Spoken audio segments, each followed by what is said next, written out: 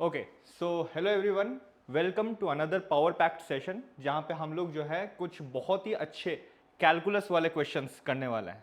हमारे साथ यहाँ पे अभिषेक भी है जो कि कुछ कुछ टिप्पणियाँ देगा हम लोगों को एज अ स्टूडेंट।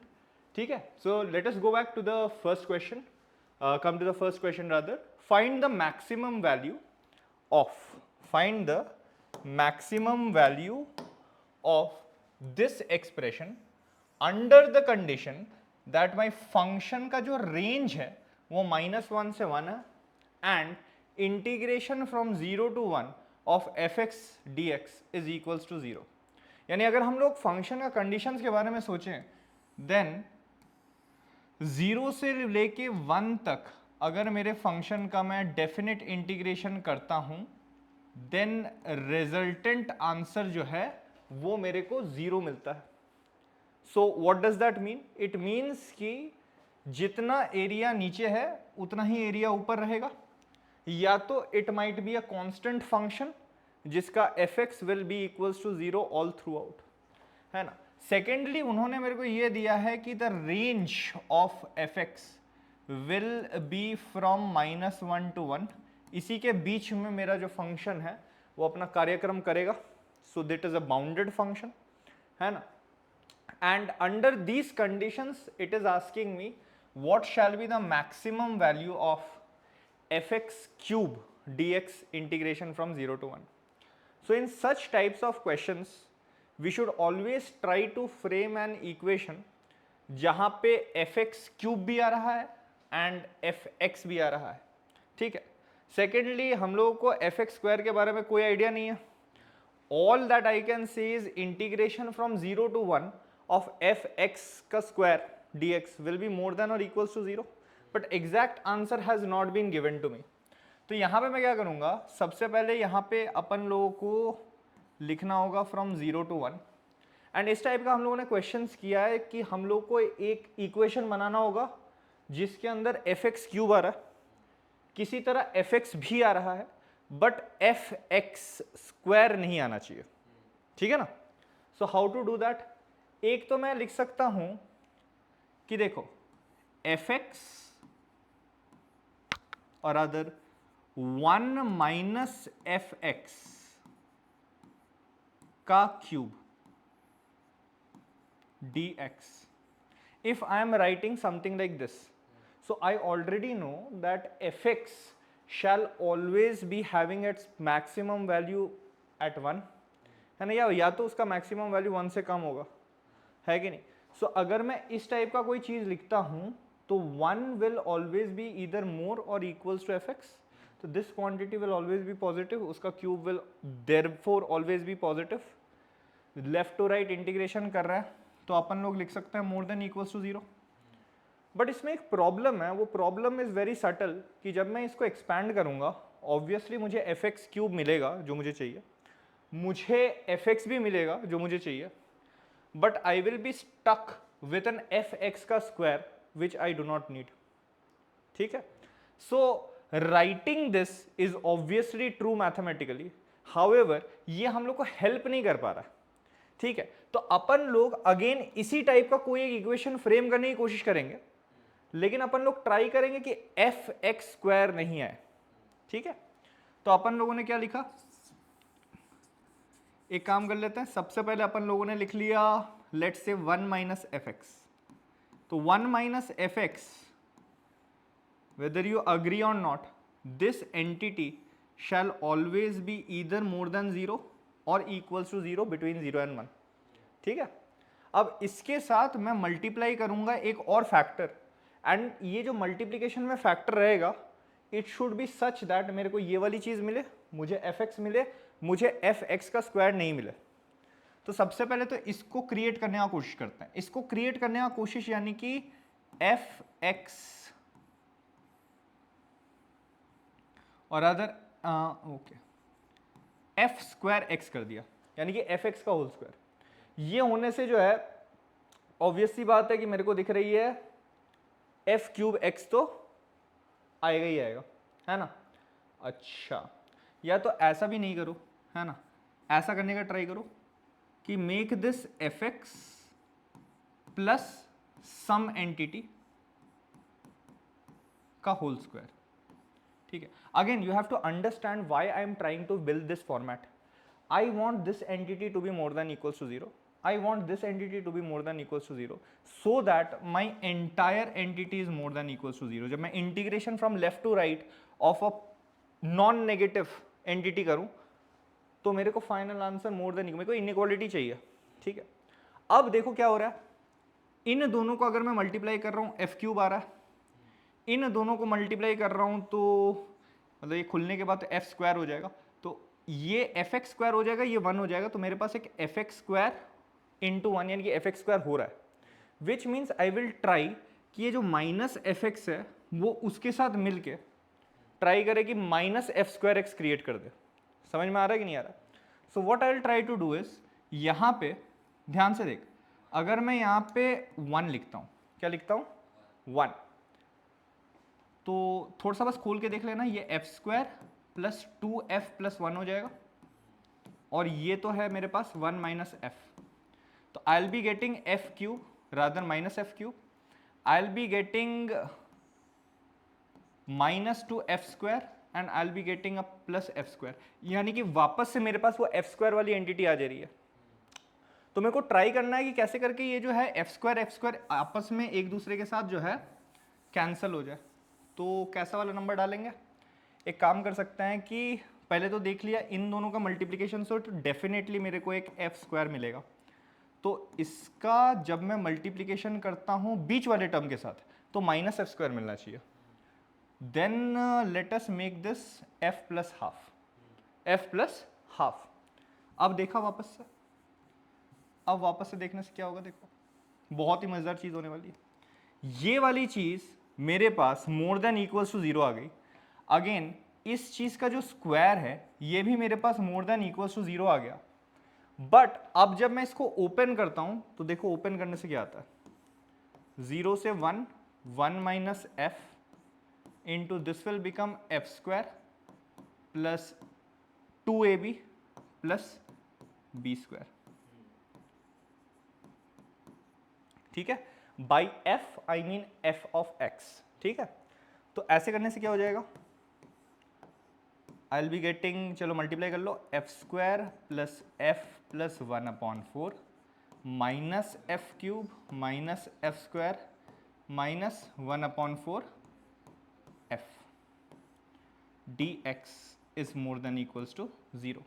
तो जो मेरा मेन एजेंडा था ना, मेरा मेन एजेंडा था कि ये सब करने के बाद मेरा जो है एफ स्क्वायर कट जाना चाहिए, तो you can see F square cut जा रहा है एंड मेरे पास एफ क्यूब और एफ बचना चाहिए। So from here what we have actually tried to do is frame an inequality जिसके अंदर एफ क्यूब भी आ जाए, एफ एक्स भी आ जाए, एफ स्क्वायर नहीं आए, क्योंकि आई do not have any idea about it. ठीक है, और ये कैंसिलेशन करने के बाद what am I left with, ये दोनों कैंसिलेशन हो गया, अब आई विल बी लेफ्ट विथ 0 से 1 का इंटीग्रेशन, तो ये f है और ये माइनस 1/4f है, so this will become 3/4fx। ठीक है, तो ये वाला हो गया, ये वाला हो गया, plus 1/4 minus F cube, so minus F cube X plus 1/4 D X is more than equals to 0। अब अगर मैंने इसको स्प्लिट किया तो इस चीज का इंटीग्रेशन देखो, एफ एक्स का इंटीग्रेशन फ्रॉम 0 to 1 तो मेरे को 0 दिया, तो आई कैन वेरी वेल से कि इसका इंटीग्रेशन 0 हो जाएगा। Again do not try to think कि एफ एक्स हैज बिकम 0, उसका इंटीग्रेशन 0 है। What else am I left with, minus integration from 0 to 1 F cube X D X plus 1/4 integration from 0 to 1 will give me 1/4, this will become more than equals to 0।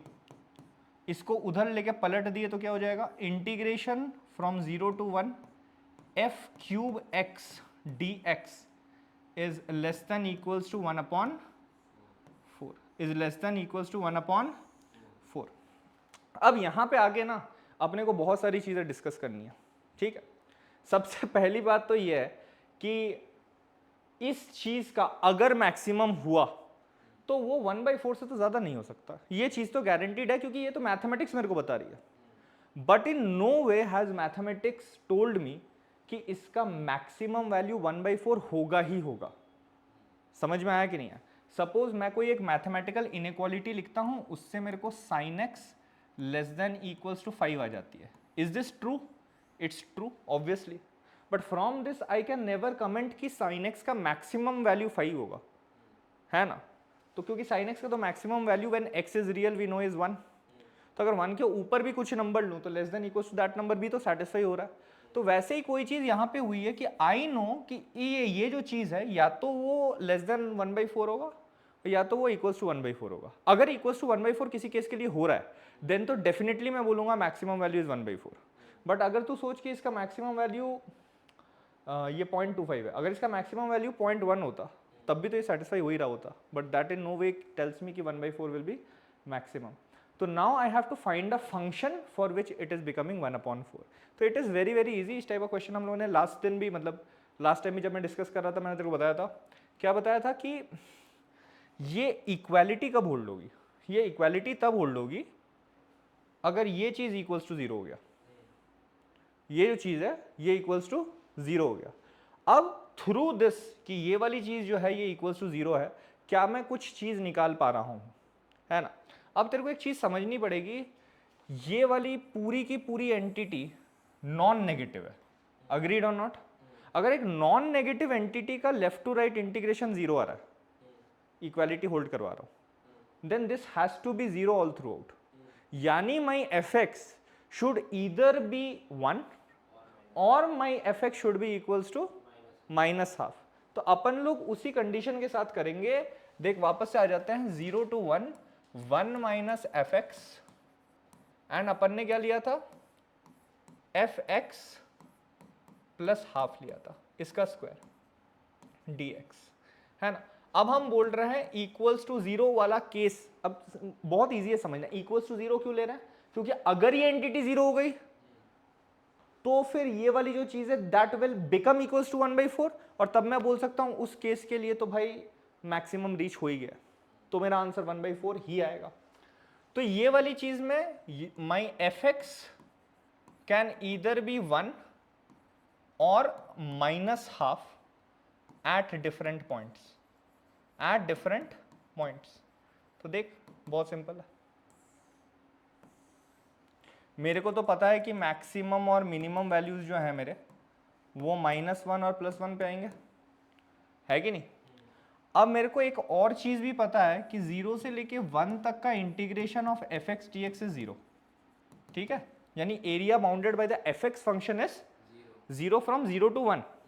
तो मैंने क्या किया ना कि थोड़ी देर के लिए इसका आंसर -12 रखा till a point let's say A, till a point let's say A, and उसके बाद इसका जो आंसर है उसको 1 रखा। क्या रखा? 1। सो this is the function that I am assuming, ठीक है? क्यों? क्योंकि उसने बोला है ना कि अब देख ये वाला जो फंक्शन है ना, इस फंक्शन के लिए ये वाली चीज हमेशा 0 होगी, क्योंकि इधर the function will be equals to 1 at some points और it will be equals to -12, है ना? अब ये जो हो रहा है इसके साथ साथ मेरे को इसको भी सेटिस्फाई करवाना है, तो area bounded should be equals to, और other definite integration should be equals to 0। तो यहाँ पे एरिया बाउंडेड कितना हो जाएगा? -a/2, ठीक है? और यहाँ पे एरिया बाउंडेड कितना हो जाएगा? रादर यहाँ पे एरिया बाउंडेड तो a/2 होगा, साइंड एरिया -a/2 आएगी, क्योंकि a तो इज अ पॉजिटिव एंटिटी, ठीक है? बट नीचे है ग्राफ, ये हो जाएगा a 1 - a टाइम्स 1, ठीक है? तो 1 - a times 1 that -a/2 should be giving you 0, यानी कि 1 - 3a/2 should be giving you, तो यहां से a कितना आ गया मेरा? a आ गया 2/3। अब चेक कर, अगर मेरा a 2/3 है तो ये एरिया हो गया मेरा रादर ये साइंड एरिया हो गया -1/3, और ये गैप हो गया 1/3, 1/3 into 1 will be giving me 1/3, तो नेट एरिया 0 हो गया, है ना? अब इस केस पे तो ये सेटिस्फाई हो रहा है, विच मीन्स अगर मैं ये तो मैंने एफ एक्स का ग्राफ बनाया, अगर मैं एफ क्यूब एक्स का ग्राफ बनाऊं और फिर एरिया निकालूं ना, डेफिनेटली 1/4 आएगा। चेक करके देख लेते हैं, वैसे करने की जरूरत नहीं, mathematics is always with us, but फिर भी है ना, जस्ट टू शो कि हो रहा है। अपन लोगों ने करके देख लिया, कैसे करेंगे, टिल 2/3 ये 0 हो गया, ये क्या हो गया 1, है ना। अब ये मैं एफ एक्स का ग्राफ है, एफ क्यूब एक्स का ग्राफ बनाऊंगा, तो ये -1/2 था, तो -1/8 हो जाएगा, -1/8। हाउएवर वो चेंज नहीं होगी क्योंकि वो तो 1 है ना, तो ये जो एरिया है ये 1/3 हो गई, और ये जो एरिया है ये हो गई 1/12, लेकिन मेरे को साइंड एरिया चाहिए तो -1/12, तो नेट एरिया यानी कि 0 to 1 F cube X D X is equals to 1/3 - 1/12, यानी कि 4, यानी कि 3/12, यानी कि 1/4। तो मैंने मैथमेटिकली पहले प्रूफ किया कि एफ एक्स का वैल्यू 1/4 से ज़्यादा तो नहीं जाएगा, 1/4 भी हो सकता है। अब मैंने एग्जाम्पल के थ्रू भी बता दिया कि 1/4 होगा। ऐसे कितने ग्राफ्स बनेंगे, इनफाइनाइट ग्राफ्स बनेंगे। मैंने पहले -1/2 लिया तो बाद में -1/2 लेता, पहले 1 को लेता। और रादर तू ऐसे भी सोच सकता है कि थोड़ा सा पार्ट ऐसा लिया, फिर 1 लिया, फिर थोड़ा सा पार्ट वैसा लिया, फिर 1 लिया। इनफाइनाइट ग्राफ्स बनेंगे, है ना, इनफाइनाइट वैल्यूज होगी जिसके लिए ये चीज, इनफाइनाइट फंक्शंस होगी रादर, जिसके लिए ये वाली चीज जो है ये सेटिस्फाई हो रही है। तो अब हम लोगों ने कंक्लूसिवली प्रूफ किया है कि मैक्सिमम वैल्यू जो होगी दैट विल बी 1/4। ठीक है, अब 1/4 से ज्यादा क्यों नहीं होगी वो हम लोगों ने मैथमेटिकली प्रूफ कर दिया, और 1/4 भी कब होगी वो भी बता दिया। So nothing to worry about. ठीक है, समझ में आया कि नहीं आया, अब कुछ डाउट है? तो ऑब्वियसली हम लोग को एक चीज तो दिख ही रही है कि ये जो है इट्स नॉट कंटिन्यूअस, है ना। However we can do a very small specification कि ये यहां से यहां तक जो है ना बहुत फास्ट, या तो हम लोग बोल सकते हैं कि अनडिफाइंड स्लोप के साथ जा रहा है। तो अगर कंटिन्यूअस बना भी दिया तो डिफरेंशिएबल नहीं बना पाएंगे। ठीक है, however that is not what they have asked, they have not asked us to find the function, they have just asked us कि इसका मैक्सिमम वैल्यू क्या होगा। ठीक है, तो इसमें जो 2 स्टेप्स है उसमें से सबसे इंपॉर्टेंट स्टेप है इस whether we can frame this or not. अगर यही नहीं फ्रेम कर पा रहे हैं देन तो there is no point in going to the next step. और ये कर लिया तब भी इसका गारंटी नहीं है कि 1/4 आएगा ही आएगा। 1/4 कब आएगा, अगर ये इक्वालिटी होल्ड हो रही है तो। ठीक है, ये हो गया first question, let us move on. ठीक है, okay, so this is the second question, है ना। This has been suggested to us by mister Ojas. ठीक है, सो ओजस थम्स अप, है ना। If x1 x2 x3 x4 and till xn are the end roots of this nth order polynomial equation, ठीक है, are the end roots of this nth order polynomial equation, तब वो पूछ रहा है कि देन तो आप इवेल्युएट कर लो इस चीज को, तब तो आप इवेल्युएट कर लो इस चीज को, है ना। थोड़ा सा पैटर्न रिकॉग्निशन करेंगे तो हमें x1 - x2 दिखता है, x1 - x3 दिखता है, x1 - x4 दिखता है। थोड़ा सा और पीछे जाके अगर सोचेंगे तो this is kind of like x - x1, x - x2, x - x3, x - x4। इसमें से ये x - x1 नहीं है और बाकी हर जगह x के जगह जो है अपने को x1 डाल दिया गया। ठीक है, तो यहाँ पे जो सबसे फंडामेंटल चीज है is that you have to understand कि xn plus ax plus b, अगर इसके n roots x1 x2 x3 dot dot dot xn है तो इसको मैं लिख सकता हूं x minus x1 into x minus x2 into x minus x3 till x minus xn। ये तो फर्स्ट स्टेप है। ठीक है, दूसरी चीजें जो हम लोग को जानना बहुत जरूरी है इज दैट यहां पे कोफिशिएंट 1 है, इसीलिए यहां पे कोफिशिएंट 1 आएगा। अगर कल के दिन में ना उन्होंने इस क्वेश्चन में यहां पे 2 लिखा होता तो फिर हम लोगों को, अगर यहां 2 लिखा होता ना तो फिर हम लोग अगर ऐसे लिख रहे होते गलत हो जाता। क्यों? क्योंकि for all x this is satisfying and for all x this is 2x to the power n, However, if you open this up, you'll be getting only xn. ठीक है, तो there are infinite number of polynomials who are having the same zeros, of which only one polynomial identically follows this. तो अगर यहाँ 2 होता तो यहाँ पे भी 2 लिखना पड़ जाता, ठीक है, बट उन्होंने 2 तो दिया नहीं है ना, ये तो मैंने ऐसे ही पॉइंट बताया है ना, 1 दिया, ठीक है। अब जो दूसरी कुछ कुछ बातें हैं इज दिस, है ना, अगर इसको मैंने इक्वल्स टू y बोल दिया तो ये एक कंटिन्यूअस फंक्शन होगा, ठीक है, ये एक continuous function, all polynomial functions are continuous. तो मैं क्या कर रहा हूं, अब देखो यही वाले एक्सप्रेशन में x की जगह x1 डाल के ये वाली चीज बनाई गई है, हाउएवर ये वाली चीज जो है इसमें x में x1 नहीं डाला गया है, आप देख सकते हो। तो मैं क्या करूंगा ना, सबसे पहले इसको डिवाइड कर लूंगा। अब जब मैं डिवाइड कर रहा हूं ना, यहां पे अपने को ना बहुत सारी चीजें सीखने को मिलेंगी, है ना, बहुत सारी चीजें सीखने को मिलेंगी, ठीक है, बहुत सारी चीजें क्या सीखने को मिलेंगी। सबसे पहले अगर मैं सिर्फ इस फंक्शन की बात करूं, अगर मैं सिर्फ इस फंक्शन की बात करूं, यानी कि y इक्वल्स टू ये वाला फंक्शन की बात करूं, this is going to be discontinuous at x equals to x1, it will be a point discontinuity ना, पूरा फंक्शन नॉर्मल जा रहा होगा, एक होल बनेगा, चला जाएगा, वो होल पे जो है अनडिफाइंड हो रहा है। However, if I talk about this side, this is a polynomial function. इसका कोई पॉइंट ऑफ डिसकंटिन्यूटी नहीं है। तो फिर सर जब ये आइडेंटिकल फंक्शंस ही नहीं है तो आपने इक्वल टू कैसे डाला? बिकॉज जब मैं ये चीज लिख रहा हूं ना, I have to write this will only be true if x is not equals to x1, तभी तो जाके मैंने ऐसे जो है क्रॉस मल्टीप्लाई किया है कि नहीं। अब मेरे को बोल रहा है कि भाई इस चीज के अंदर x1 को डाल दो, तो मैं डायरेक्टली नहीं डाल सकता क्योंकि ये और ये आइडेंटिकल नहीं है x इक्वल्स टू x1 पे। ये तो वैल्यू देगा, ये वैल्यू होल दे देगा, होल देगा कि नहीं देगा।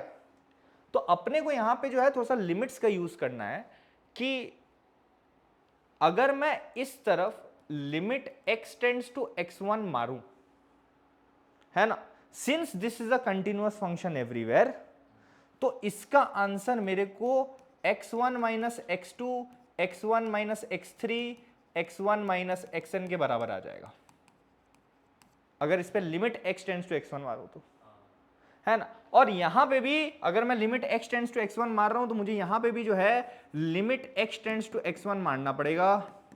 आई have to put limit x tends to x1 and you have to understand कि इसका जो ग्राफ होगा ना ये कुछ ऐसा होगा और उसका जो ग्राफ होगा वो एग्जैक्टली ऐसा होगा, बट x1 पे वैल्यू आ रही होगी, है ना। बट अगर मैं लिमिटिंग कंडीशन लगा लूं तो इट्स सो इजी, है ना। अब जब लिमिटिंग कंडीशन लगा रहा हूं, you can all very easily से कि नीचे वाला पार्ट तो जीरो को जा रहा है, सो नीचे वाला part is tending toward zero, and since x1 is one of the roots of this equation, तो x1 एग्जैक्टली डालूंगा तो ये जीरो पे जाएगा, बट ये जो है कंटिन्यूअस फंक्शन है तो x को x1 की तरफ टेंड भी कराऊंगा तब भी जीरो की तरफ जाएगी। लॉपिटल यूज करा, तो लॉपिटल यूज करा तो यहां पे आ जाएगा n x to the power n minus 1 plus ये divided by 1 limit x tends to x1 is equals to, यहां पे आ जाएगा x1 minus x2, x1 minus x3, x1 minus x4, x1 minus xn, ठीक है। बस अब डाल दिया तो इसका answer n x1 to the power n minus 1 plus a, that is the final answer that we are going to get. Again you have to understand कि अगर हम लोग जो हैं पूरा का पूरा नॉलेज लेके नहीं कर रहे हैं कि क्यों लिमिट्स ले रहे हैं, लिमिट्स लेने से वर्क क्यों कर रहा है, तो बस आंसर निकाल के कोई फायदा नहीं है, ठीक है। यू हैव टू अंडरस्टैंड कि अगर ये फंक्शन कंटिन्यूअस नहीं हो रही होती x इक्वल्स टू x1 पे, तो इस पर लिमिट लगाते तो डायरेक्टली x1 थोड़ी लिख सकते थे, है ना। सिंस ये कंटिन्यूअस है, हेंस ये जो मेथड है ये काम करिए।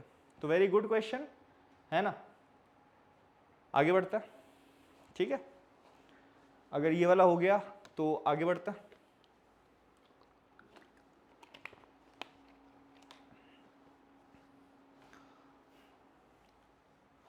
ओके, अगेन अपने पास एक नया क्वेश्चन आ गया, ठीक है। So this question is suggested by Ruhi, है ना, and this question is from the calculus part of black book. What does it say? It says that यहाँ पे एक एंटिटी है जिसके अंदर एक n वेरिएबल है, एक r वेरिएबल है, एक थीटा वेरिएबल है।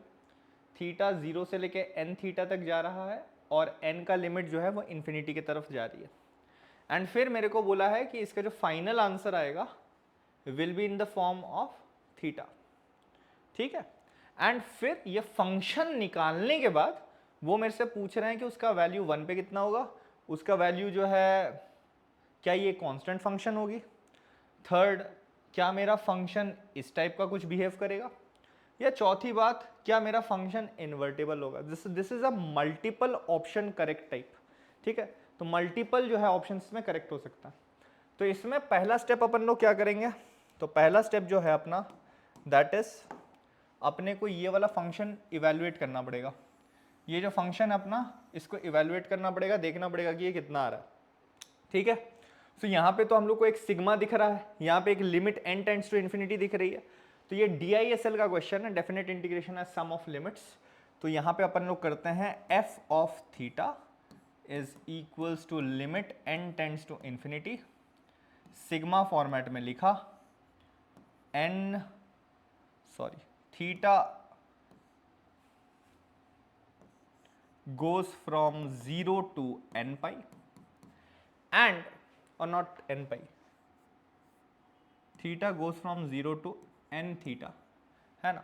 अच्छा, अपने को अंदर वाला जो चीज है उसको function of r upon n पे लिखना है। तो कैसे करके लिखेंगे, ये तो अपने पास ऑलरेडी r अपॉन n में आ गया है, ठीक है, divided by r upon n चाहिए मेरे को, ठीक है। सेकेंडली मेरे को एक 1/n भी चाहिए जो dx जैसा काम करेगा।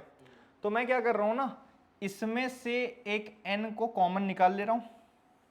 सो I will be getting n common 3 theta minus 2r by n, ठीक है।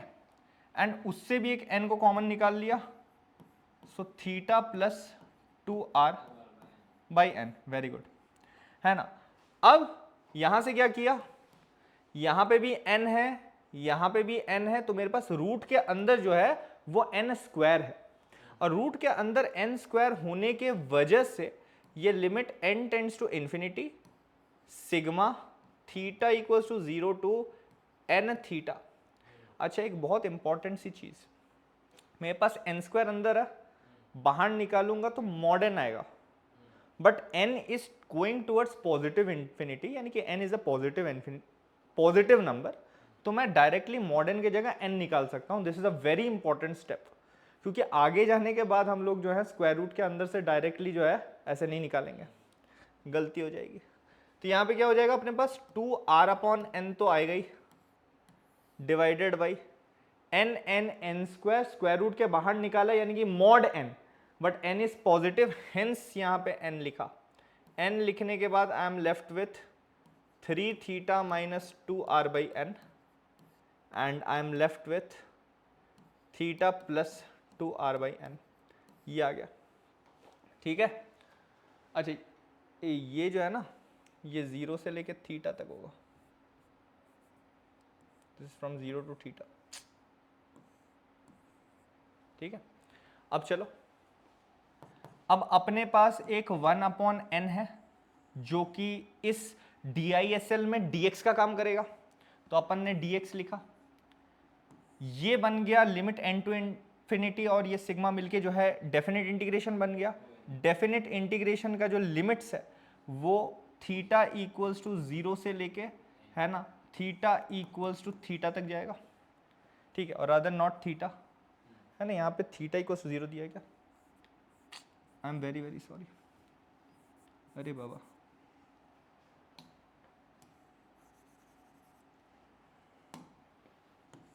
जीरो से लेके n तक जाएगा, अपना लिमिट जो है वो x पे लगने वाला है, so x equals to 0 to x equals to n, ठीक है। ये वाली चीज़ ही dx बनी है, और जितना भी अपने पास r अपॉन n है वो बन जाएगा x, So I'll be left with 2x divided by, I'm very sorry, this will not be n, rather this will be theta. Of course इस चीज को बाई n किया, n टेंड्स टू इन्फिनिटी 0 आया, this चीज को by n किया, n tends to infinity पे theta आया. 2x divided by root over 3 theta minus 2x into theta plus 2x. ये आ गया फंक्शन हमारा. ठीक है, ये आ गया हमारा फंक्शन. अब अगर मैं इसको और इसको देखूं तो सिमिलर तो बिल्कुल भी नहीं लग रहा है, क्योंकि यहाँ पे मेरे पास एक x वाला टर्म है जबकि यहाँ पे एक थीटा अपॉन 2 है. तो what are we suppose to do, है ना. तो यहाँ पे अपन लोग क्या कर लेते हैं ना, सबसे पहले जो है इस चीज को तो सा कॉपी कर लेते हैं. So I am getting from 0 to theta. ठीक है, on the next page, sorry on the previous page, 2x divided by root over 3 theta minus 2x multiplied by theta plus 2x. Yes, theta plus 2x dx. ठीक है, इसको हम लोग i बुला लेते हैं. क्या बुला लेते हैं? i. अच्छा, इस टाइप का अपन लोगों ने इंटीग्रेशन किया है जहाँ पे ऊपर में x और नीचे में रूट क्वाड्रेटिक है. हाउएवर ये डेफिनिट इंटीग्रेशन है, तो डेफिनिट इंटीग्रेशन है तो यहाँ पे हम लोग जो है f ऑफ x को f of a plus B minus X से स्विच करके देख लेते हैं एक बार कि ये 0 से थीटा हो जाएगा एंड x के जगह चला जाएगा a plus B minus X, यानी कि 0 प्लस थीटा माइनस एक्स, यानी कि थीटा माइनस एक्स. ये एक बार करके देख लेते हैं कितना आ रहा है. So 3 theta minus 2 times theta minus x and theta plus 2 times theta minus x. यहाँ पे dx रहेगा. So this will become from 0 to theta, this will become 2 theta minus 2x divided by, यहाँ पे आ गया 3 थीटा माइनस 2 थीटा यानी कि theta plus 2x. Switching हुआ क्या? हाँ. एंड यहाँ पे क्या हो गया? 3 थीटा माइनस 2x. तो ये देखो, ये जो है ना, इस टाइप में अगर मेरे को मिल गया ना चीज, तब तो बहुत आसान हो गया, क्योंकि ये भी i हो गया. अब मैं i प्लस i 2i लिख लेता हूं, तो therefore I will be getting 2i is equivalent to, और अदर इक्वल टू, क्या हो गया? 2i is equals to from 0 to theta, है ना. 2x कैंसिल हो जाएगा, 2 थीटा आ जाएगा मेरे पास and I will be left with 1 divided by root over theta plus 2x 3 theta minus 2x and यहाँ पे आ जाएगा मेरे पास dx. 2 कैंसल्ड, यानी कि मेरे पास क्या आ गया? i is equals to theta common, है ना, 0 to theta dx divided by this entity. ठीक है, अब अपन लोग एक बार पीछे आके देख लेते हैं, क्योंकि इस टाइप का कोई चीज दिया हुआ था. तो f theta is theta by 2 0 to theta dx. अच्छा, यहाँ पे जो है उन्होंने कंप्लीशन ऑफ स्क्वायर्स किया है, तो कंप्लीशन ऑफ स्क्वायर्स करके देखते हैं. तो ये क्या हो जाएगा अपने पास? 4 theta square, no not 4 theta, 3 theta square plus 6 theta minus 2 theta x, sorry plus 6 theta x minus 2 theta x, यानी कि प्लस 4 एक्स थीटा, और यहाँ हो जाएगा मेरे पास माइनस 4 एक्स स्क्वायर.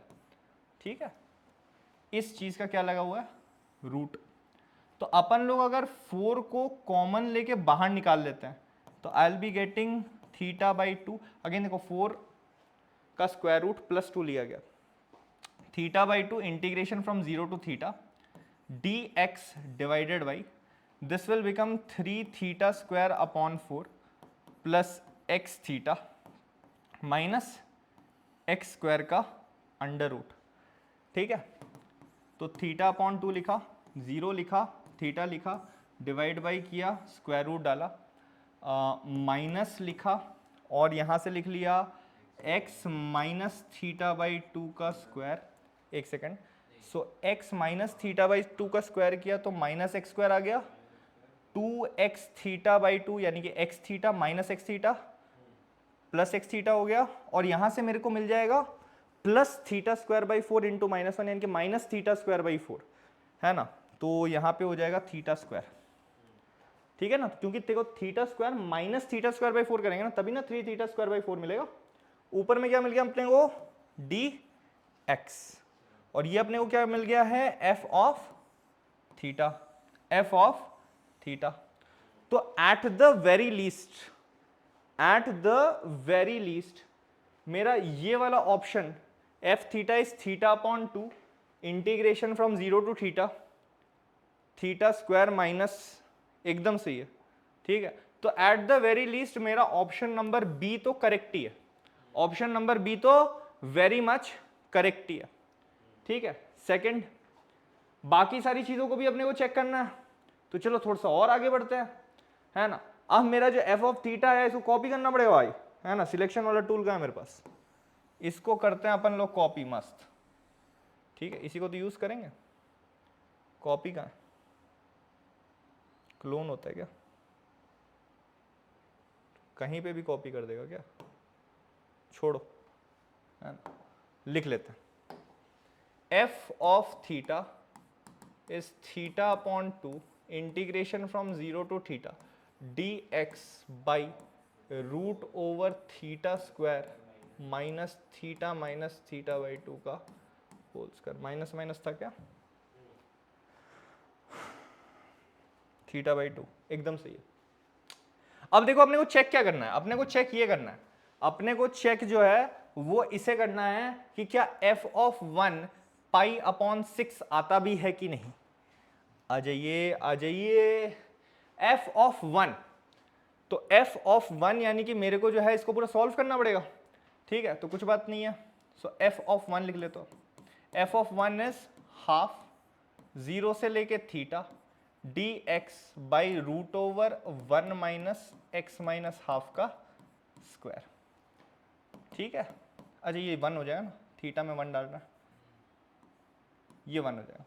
तो ये हाफ इस चीज का इंडिकेट देखो, root over a square minus x square है, तो साइन इनवर्स एक्स बाई ए, ठीक है, एंड 0 से 1, ठीक है। अच्छा यहाँ पे एक बहुत इंपॉर्टेंट सी चीज है ना, जब हम लोग ये वाला फॉर्मूला यूज करते हैं ना, integration of 1 by root over a square minus x square, तो इसमें एक बहुत ही बड़ा सा कंडीशन होता है कि a has to be more than 0, तभी जाके मेरा जो आंसर आएगा वो sine inverse x upon a आएगा।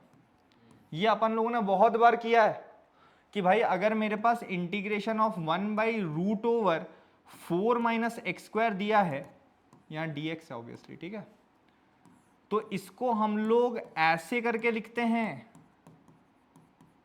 एंड देन हम लोग लिखते हैं sine inverse x upon 2 plus C. What you have to understand कि इस 4 को -2 का स्क्वायर करके भी लिखा जा सकता था, बट मेरा answer sine inverse x by -2 नहीं होता, क्योंकि जब हम लोगों ने इसका डेरिवेशन किया था तो x के अंदर, इफ यू रिमेंबर, हम लोगों ने a को पॉजिटिव लेके x के अंदर a साइन थीटा डाला था, एंड जब हम लोगों ने वो किया था a स्क्वायर कॉमन होके बाहर a इसीलिए गया था क्योंकि मॉड ए जाता और a पॉजिटिव, इसीलिए मॉड ए का a बना। समझ में आया कि नहीं है। बट अगर तुम लोग मेरे से पूछोगे कि सर बेसिक तौर पे ये फॉर्मूला क्या होगा, कि अगर ये चीज दिया हुआ है और मेरे को बोला है कि a is not equal to 0, सीधा सीधा ये दिया हुआ है, तो इसका आंसर हो जाएगा sine inverse x by mod A plus C. That will be the correct answer, not sine inverse x by A plus C. तो ये conditions if you are not remembering there is no point, है ना।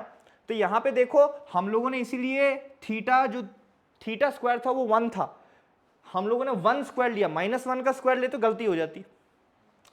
अब ये करने के बाद कितना आ गया, हाफ साइन इनवर्स x के अंदर डाल दो 1, सो हाफ, माइनस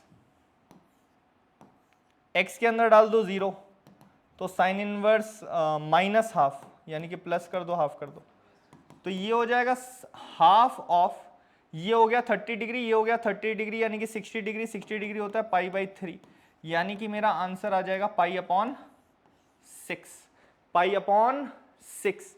अगर मेरा आंसर पाई अपॉन 6 है तो वापस जाके देखते हैं क्या मेरा f ऑफ 1 पाई अपॉन 6 के बराबर है। डेफिनेटली मेरा f ऑफ 1 पाई अपॉन 6 के बराबर है। सेकेंडली देखो उन्होंने सी ऑप्शन में दिया है कि f of theta is constant, f of theta is constant. उसको तो मैं डायरेक्टली ही जो है बोल सकता हूं कि नहीं होगा। क्यों? क्योंकि मेरा f ऑफ 0 अगर मैं निकालता तो 0/2 0 से 0 का इंटीग्रेशन, आंसर 0 आती। तो f ऑफ 0 अगर 0 आ रही है और f ऑफ 1 π/6 आ रही है, it can not be a constant function. ठीक है, तो ये तो सीधे ही खारिज हो गया कि ये तो नहीं हो सकता। अरे भाई सीधा सीधा निकल रहा है ना, f of 0 is 0 and f of 1 is π/6। अगर f of theta would have been constant तो f ऑफ 1 अगर π/6 निकला, f ऑफ 0 भी π/6 निकलता, नहीं आ रहा है कि नहीं? तो ये तो गलत हो गया। लास्ट वाला जो है f of theta is invertible. अब अपने को समझना है what do you mean by invertible. A function is said to be invertible अगर वो सबसे पहले तो 1 1 हो एंड दूसरा वो ऑन टू होनी चाहिए। यहां पे एज सच उन्होंने कोई कोडोमेन दिया ही नहीं है कि वो ऑन टू हो सके, है ना, या उन्होंने कोई डोमेन ही नहीं दिया है कि भाई यहां से यहां तक चेक करो। तो हम लोग तो पूरे फंक्शन को ही लेके चेक करेंगे, पार्ट फंक्शन लेके चेक ही नहीं करेंगे। Sir what do you mean bye all of this? From all of this I mean this, है ना, f ऑफ थीटा। अब मैं जो है ना इसको सिंप्लीफाई कर दे, ठीक है, सिंप्लीफाई कर रहा हूं तो what you are suppose to understand is, यहां पे अपन लोग एक बहुत ही मस्त वाला स्टेप लिखने वाला है ना, जिसके बिना ये पूरी इक्वेशन गलत हो जाएगी। dx divided by I have to write mod theta square minus x minus theta by 2 का होल स्क्वायर का स्क्वायर रूट। सर अपन ने मॉड थीटा का स्क्वायर क्यों लिखा?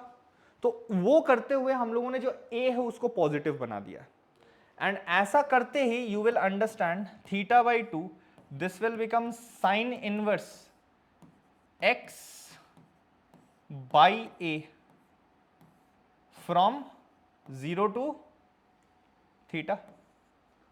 ठीक है, तो सबसे पहले अपन लोग क्या करते हैं ना, थीटा अपॉन 2 लिखते हैं, साइन इनवर्स x के अंदर थीटा डाला तो थीटा बाई 2, है ना, तो I hope you are understanding this will become theta by 2 mod theta, है ना। और जब तुम 0 डालोगे ना तो माइनस माइनस यही वाली चीज आ जाएगी, तो इंटू 2 कर लिया, है ना। अच्छा अगर नहीं समझ में आया ना तो एक काम कर लो, कर देता हूँ, चलो तुम भी क्या याद रखो, अबे तो काट दोगे क्या,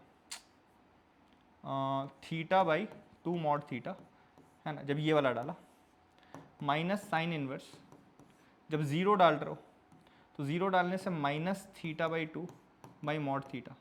ठीक है, तो माइनस माइनस प्लस हो जाएगा, यही चीज़ 2 बार आई है तो वो 2 जो है इस 2 से कट गई, theta into sine inverse theta by 2 mod theta. ठीक है, ये बन गया मेरा फंक्शन, ये बन गया मेरा function. Now what you are suppose to understand is, चलो नेक्स्ट पेज पे जाते हैं। What you are supposed to understand is my f theta is now theta into sin inverse,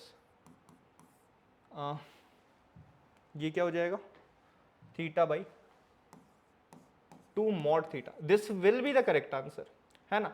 अब अगर मेरा थीटा मोर देन 0 है, अब अगर मेरा थीटा मोर देन 0 है तो मेरा f theta will behave as theta into sine inverse half, यानी कि पाई अपॉन 6। ठीक है, सो पाई थीटा अपॉन 6। अगर मेरा थीटा लेस देन 0 हो then you have to understand f of theta will be, ये थीटा पे तो कोई फर्क ही नहीं पड़ेगा, है ना। मैंने बस बोला कि थीटा इज नेगेटिव तो यहाँ पे नेगेटिव थीटा आई होगी, बट वो जो थीटा है मॉड थीटा वो माइनस थीटा होके खुला होगा, तो you have to understand this will become minus pi theta upon 6, है ना, विच मीन्स मेरा जो फंक्शन है वो ऐसा बिहेव कर रहा है, y equals to pi theta upon 6, y equals to minus pi theta upon 6। ठीक है, this is not a 1 1 function, ठीक है, this is not a 1 1 function, है ना। क्यों? क्योंकि इन वैल्यूज ऑफ x पे अपने को सेम वैल्यू ऑफ y मिल जाती है, ठीक है। So since this is not a one one function, it can not be invertible.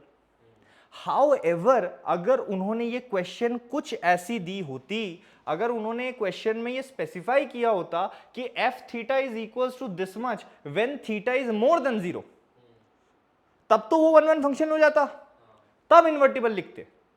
समझ में आ रहा है कि नहीं आ रहा है? तो यहां पे इवन दो ब्लैक बुक में इसका आंसर में एफ थीटा इज इन्वर्टिबल दिया है, इसका answer F theta is invertible is definitely wrong, ठीक है। तो ये थोड़ा सा जो है एडवांस कैलकुलस वाली बातें हैं, है ना। ये क्यों रॉन्ग हो रहा है? तो बहुत सिंपल सी बात हो रही है कि ये एक इवन फंक्शन जैसा बिहेव कर जा रहा है ना, ये एक इवन फंक्शन जैसा बिहेव कर जा रहा है, और इवन फंक्शन तो मैनी वन फंक्शन ही होता है, बस खत्म हो गई बात, ठीक है। यहां पे अगर उन्होंने थीटा मोर देन 0 के लिए बोला होता, then I would have had no problems. अब अगर कोई बच्चा यहां पे ये गलती कर रहा है कि वो यहां पे सीधा सीधा मॉड थीटा का होल स्क्वायर की जगह सिर्फ थीटा का होल स्क्वायर करके चला गया, तो उसको तो डेफिनेटली एफ थीटा इसी के बराबर मिल जाएगी, तो उसको स्ट्रेट लाइन मिल रहा होगा, तब तो वो इन्वर्टिबल बोल रहा होता, वो तो गलत है, ठीक है। So this was a very very nice question. इसके correct answers you can note down is f1 is pi upon 6, f theta is this much। ये दो ही ऑप्शंस होंगे, a एंड b ऑप्शंस इसके करेक्ट होंगे, c भी गलत हो गया, d भी गलत हो गया। अच्छा, यूजुअली b वाला ऑप्शन यहाँ लिखा रहता है, ठीक है, बट वो ठीक है, मैंने ऐसे करके लिख दिया, मैं ऐसे लिखने वाला था बट देन जगह नहीं मिलती, ठीक है, ओके। क्या हुआ? कहाँ? Oh I am very very sorry, yes of course, ये r फ्रॉम 0 टू इंफिनिटी दिया, सॉरी 0 टू n पाई दिया होगा, ये थीटा नहीं हो सकता, है ना। अरे बाबा,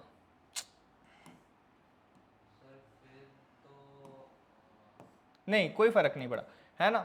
देखो अपना जो x है, x का लिमिट्स निकालना है ना, तो x is r upon n, तो r अपॉन n का ही लिमिट हम लोगों ने लिया है। क्या चीज?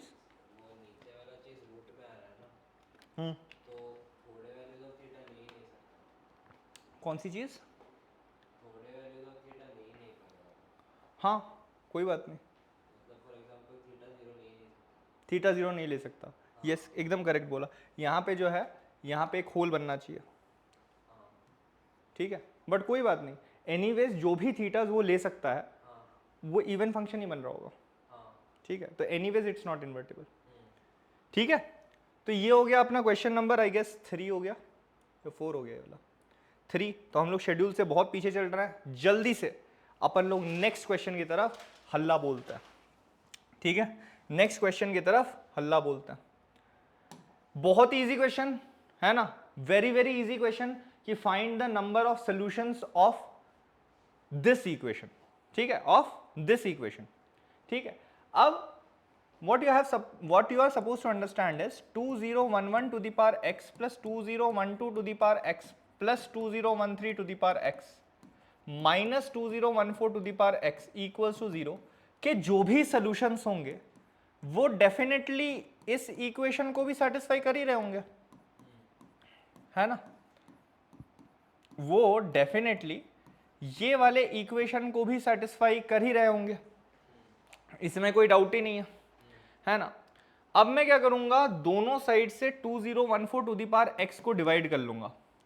सबसे पहली बात, am I allowed to divide some entity? I am allowed to divide anything which is non zero.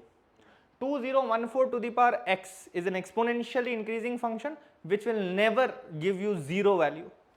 तो यहां पे 2014 से डिवाइड कर लिया तो अपने को कुछ तो ऐसा आ जाएगा, बहुत ही मस्त, काफी ही उम्दा, ठीक है। We are going to get a function such as this, ठीक है, we are going to get a function such as this. अब जो भी x इसे सेटिस्फाई कर रहा है, ऑब्वियसली वो सारे x ये सेटिस्फाई करेगा, ऑब्वियसली वो सारे x इसको भी सेटिस्फाई करेगा। So instead of solving this question, we can as well solve how many solutions of x are there for this equation. ठीक है, and by solutions we obviously mean distinct and real solutions. ठीक है, अब यहां पे फायदा क्या हुआ ना कि मैंने इस चीज को y मान ली, इस चीज को क्या मान ली, y, है ना। अब मेरे को एक चीज बहुत क्लियर है कि this is a decreasing function. a to the power x में अगर a 0 और 1 के बीच में है तो a to the power x decreasing होगा, तो ये डिक्रीजिंग फंक्शन है। ये भी सिमिलरली डिक्रीजिंग फंक्शन है और ये भी डिक्रीजिंग फंक्शन है। तीन डिक्रीजिंग फंक्शंस को ऐड किया तो भी डिक्रीजिंग फंक्शन ही मिलेगा। सर इसका क्या गारंटी है? अबे तो इसका डिक्रीजिंग क्यों बोला था? क्योंकि इसका एफ डैश जरूर लेस देन 0 होगा, इसका भी एफ डैश लेस देन 0 होगा, इसका भी एफ डैश लेस देन 0 होगा, तो तीनों का एफ डैश अगर ऐड करेंगे तो फंक्शन का एफ डैश आ जाएगा, वो भी लेस देन 0 हो गया, है ना। करके देख सकते हो, a to the power x ln a आएगा, जो ln a है उसमें वो a वाली एंटिटी लेस देन 1 हो रही है तो नेगेटिव हो गया। तो at the very least I know कि this function is a decreasing function. अब अपने को थोड़ा थोड़ा लिमिट्स देखना है। What will happen if x is a very large negative entity, है ना।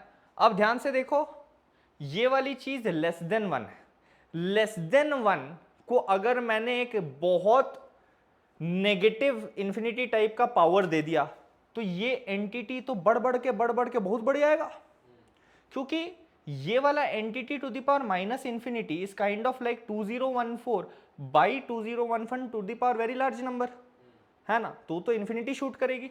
सो x tends to minus infinity पे ये इंफिनिटी से उतर रही होगी, है ना। What will happen when x goes towards infinity? So when x goes towards infinity this will saturate to give you 0, saturate to give you 0, saturate to give you 0। This won't remain an indeterminate format anymore.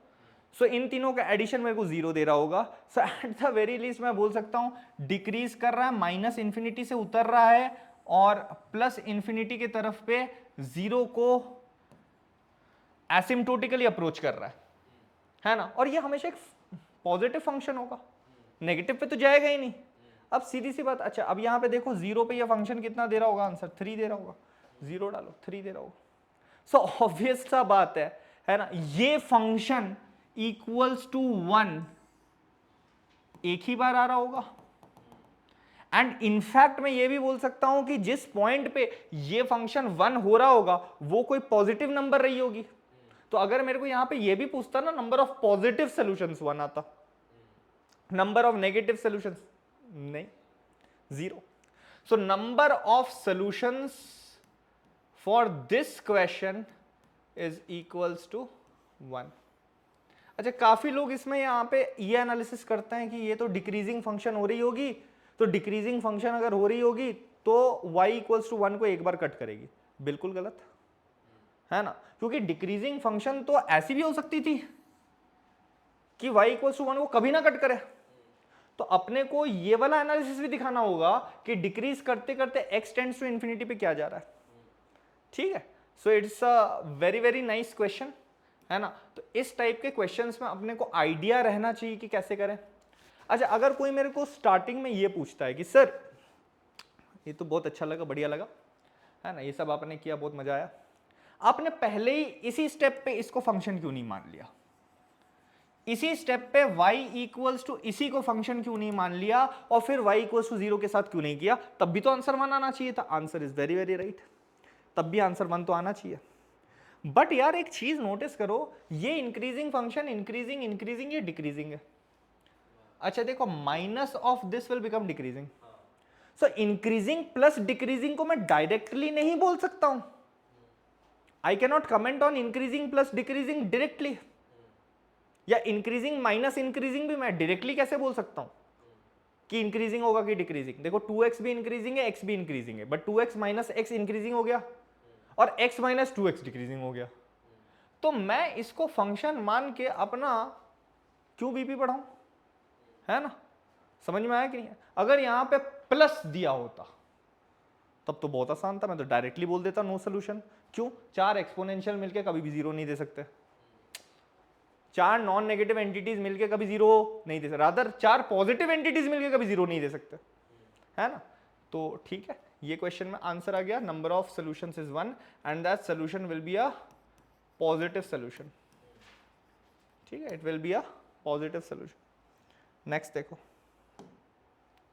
Next देखो, है ना, ये वाला question. तो ये वाला question भी हम लोगों ने क्लास में करा हुआ है। ठीक है, इस पे अपन लोगों ने बहुत डिस्कशन की है कि भाई इवन दो n एक नेचुरल नंबर है, इन तीनों में जो है n क्यूब डोमिनेट करेगा, बट इसको मैं ऐसा करके नहीं कर सकता हूं। I cannot use dominating term and answer की my answer will be 1। This is completely and utterly wrong. This is completely and utterly wrong. Again क्यों रॉन्ग है, थोड़ा सा समझा तो थोड़ा सा समझने में तुम लोग को समझ में आना चाहिए कि अगर मेरा n 500 के ऑर्डर का है तो cube root of n cube तो वापस से 500 आ जाएगा। But you have to understand, इसके साथ प्लस n स्क्वायर और प्लस 2n लगा है, तो जब मैं क्यूब रूट ले रहा हूं मेरे को एग्जैक्टली 500 नहीं मिलेगा, मेरे को 500 से ज्यादा ही मिलने वाला है। समझ में आया कि नहीं आया? And what we have to understand is cos का जो पीरियड है वो 2 पाई है एंड कॉस स्क्वायर का जो पीरियड है वो क्या है, पाई, है ना।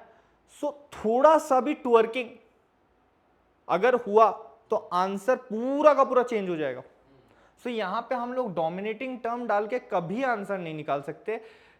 क्या रीजन है? क्योंकि ये जो डोमिनेटिंग टर्म हो रहा है वो dominating term going towards infinity वाला डोमिनेटिंग हो रहा है ना। और जब भी गोइंग टुवर्ड्स इंफिनिटी वाली डोमिनेटिंग टर्म आती है तो हम लोग आंसर तभी बोल सकते हैं अगर डिवाइड करके भी वो वाला डोमिनेटिंग टर्म कट रहा हो, otherwise we can not comment. तो सर इस चीज का आंसर फिर करेक्ट वे से कैसे निकाला जाएगा? इस चीज के आंसर में अपन लोग डायरेक्ट अप्रोक्सीमेशन तब तक नहीं करेंगे अगर कोई एंटिटी जीरो की तरफ नहीं जा रही हो। इंफिनिटी वाले में अपन लोग जो है डोमिनेटिंग टर्म लगा के नहीं करेंगे, जीरो वाले में डोमिनेटिंग टर्म लगा के करेंगे। तो अपन लोगों को क्या करना चाहिए, limit n tends to infinity लिखा, यहां cos स्क्वायर लिखा, 2 पाई लिखा, एंड इन तीनों में से मैंने जो है n क्यूब को कॉमन ले लिया, तो I will be getting 1 plus 1 upon n plus 2 upon n square, and इस चीज का अपना क्यूब रूट है। ठीक है, तो ये देखो ये पूरा का पूरा प्योर मैथमेटिकल चीज कर रहा है अपन लोग, कोई अप्रोक्सीमेशन अभी तक नहीं यूज करा, और जो भी अप्रोक्सीमेशन यूज करेंगे वो टुवर्ड्स इंफिनिटी वाला अप्रोक्सीमेशन नहीं यूज कर सकते। ठीक है, ऑसिलेटरी फंक्शन है और इंफिनिटी पे डोमिनेटिंग टर्म ऐसे खुला छोड़ देने पे हम लोग नहीं यूज कर सकते। ठीक है, तो क्या करेंगे, limit n tends to infinity फिर से लिखा, cos square 2 pi, n cube इसके बाहर गया, आंसर हो जाएगा n, and I will be left with 1 plus 1 upon n plus 2 upon n square का क्यूब रूट। ठीक है, अब now we have to realize कि जब n इंफिनिटी की तरफ जा रहा है ये वाली एंटिटी गोइंग टुवर्ड्स जीरो है, ये वाली एंटिटी गोइंग टुवर्ड्स जीरो है, तो यहां पे हम लोग बाइनोमियल एक्सपेंशन जरूर यूज कर सकते हैं, है ना। बाइनोमियल एक्सपेंशन जरूर यूज कर सकते हैं। सेकेंडली आप लोग को समझना पड़ेगा कि मैंने गोइंग टुवर्ड्स इंफिनिटी से गोइंग टुवर्ड्स जीरो वाला फॉर्मेट बना दिया है, एंड इस पे अपन लोग डोमिनेटिंग टर्म्स आराम से यूज कर सकते हैं। ठीक है, क्या किया, limit n tends to infinity cos square 2 pi n, इसको खोला तो 1 प्लस एन एक्स आएगा, 1 प्लस एन एक्स। ठीक है, I hope you are understanding this entity को मैं x बोल रहा हूं, तो ये 1 plus n x plus n into n minus 1 by 2 factorial, very good, x square, and so on and so forth. मेरे को चीजें आती शुरू हो जाएंगी, मेरे को चीजें आती शुरू हो जाएंगी। क्या मैंने इसको बंद किया? बिल्कुल नहीं।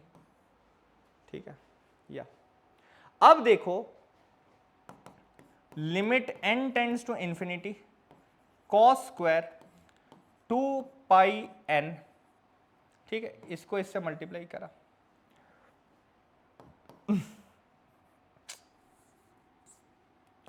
प्लस n वाला एक ही टर्म मिल रहा है मेरे को, so I will be getting 2 pi upon 3, 2 pi upon 3, है ना, एकदम सही है ना।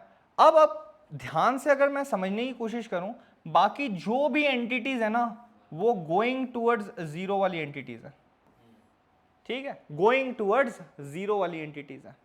एंड यहां पे तुम ये भी नहीं क्लेम कर सकते कि सर यहां पे तो बहुत सारे जीरोस, तो जीरो इंटू इन्फिनिटी वाला फॉर्मेट बन रहा है, नहीं वो भी नहीं बन रहा है। The reason is very simple, हर जीरो इंटू इन्फिनिटी वाली चीज जो है वो नॉन जीरो लिमिट नहीं बनाती है। यू हैव टू अंडरस्टैंड कि इसके बाद जो मेरा टर्म्स आएगा वो of the order 1 upon n square, 1 upon n cube, 1 upon n4 आएगा, where n is tending towards infinity. तो 0.00000 फिर एक डिजिट प्लस पॉइंट रादर इसी चीज का स्क्वायर करके ऐड कर रहे हो, तो वो चीज कोई नॉन जीरो लिमिट नहीं क्रिएट कर पाएगी, वो जीरो ही क्रिएट कर रही होगी। ये वाली चीज भी अपने को समझना है, ये वाली चीज अपने को समझना है, बस हो गया। n is a natural number, so limit n tends to infinity के बाद cos स्क्वायर में डायरेक्टली, है ना, 2n पाई, यानी घूम के वापस ही यहां पे आ जाएगा, प्लस 2 पाई बाई 3, यानी कि डायरेक्टली मैं 2 पाई बाई 3 लिख सकता हूं, लिमिट चली गई, ठीक है। तो इसका रेसिडुअल एंगल हो जाएगा पाई अपॉन 3, यानी कि 60 डिग्री, 60 डिग्री पे हाफ, हाफ यानी कि 1 अपॉन 4, ठीक है, एक्चुअली माइनस हाफ आ रहा है, उसका स्क्वायर हो गया 1 अपॉन 4। तो इस चीज का एक्चुअल करेक्ट लिमिट 1 अपॉन 4 होगा। You can even check this on Desmos, ठीक है, कि इसका लिमिट 1 अपॉन 4 हो रहा है या 1 हो रहा है, ठीक है। So these are subtle things that we have to understand, कि अगर ये कोई गोइंग टूवर्ड्स इंफिनिटी वाली चीज है तो हम लोग इसके जगह में डायरेक्टली n नहीं लिख सकते हैं, क्योंकि उस n से एकदम स्लाइटेस्ट परटूबेशन, अगर मेरे पास 5 करोड़ है तो 5 करोड़ प्लस 2 को मैं ऑफ द ऑर्डर 5 करोड़ ही बोलूंगा। पर थोड़ा सा सोच के देखो, साइन ऑफ 5 करोड़ और साइन ऑफ 5 करोड़ प्लस 2 में जमीन आसमान का फर्क है, ठीक है, समझ में आ रहा है कि नहीं आ रहा है। तो जब गोइंग टुवर्ड्स इंफिनिटी है, हम लोग डायरेक्टली इसको n क्यूब का ऑर्डर बोल के क्यूब रूट काट के डायरेक्टली n नहीं लिख सकते, लिमिट गलत आंसर दे देगी, ठीक है। तो ये वाला क्वेश्चन हो गया, काफी उम्दा, काफी लाजवाब क्वेश्चन। जिसके बाद हम लोग आते हैं इस वाले क्वेश्चन पे, विच इज क्वेश्चन नंबर 6।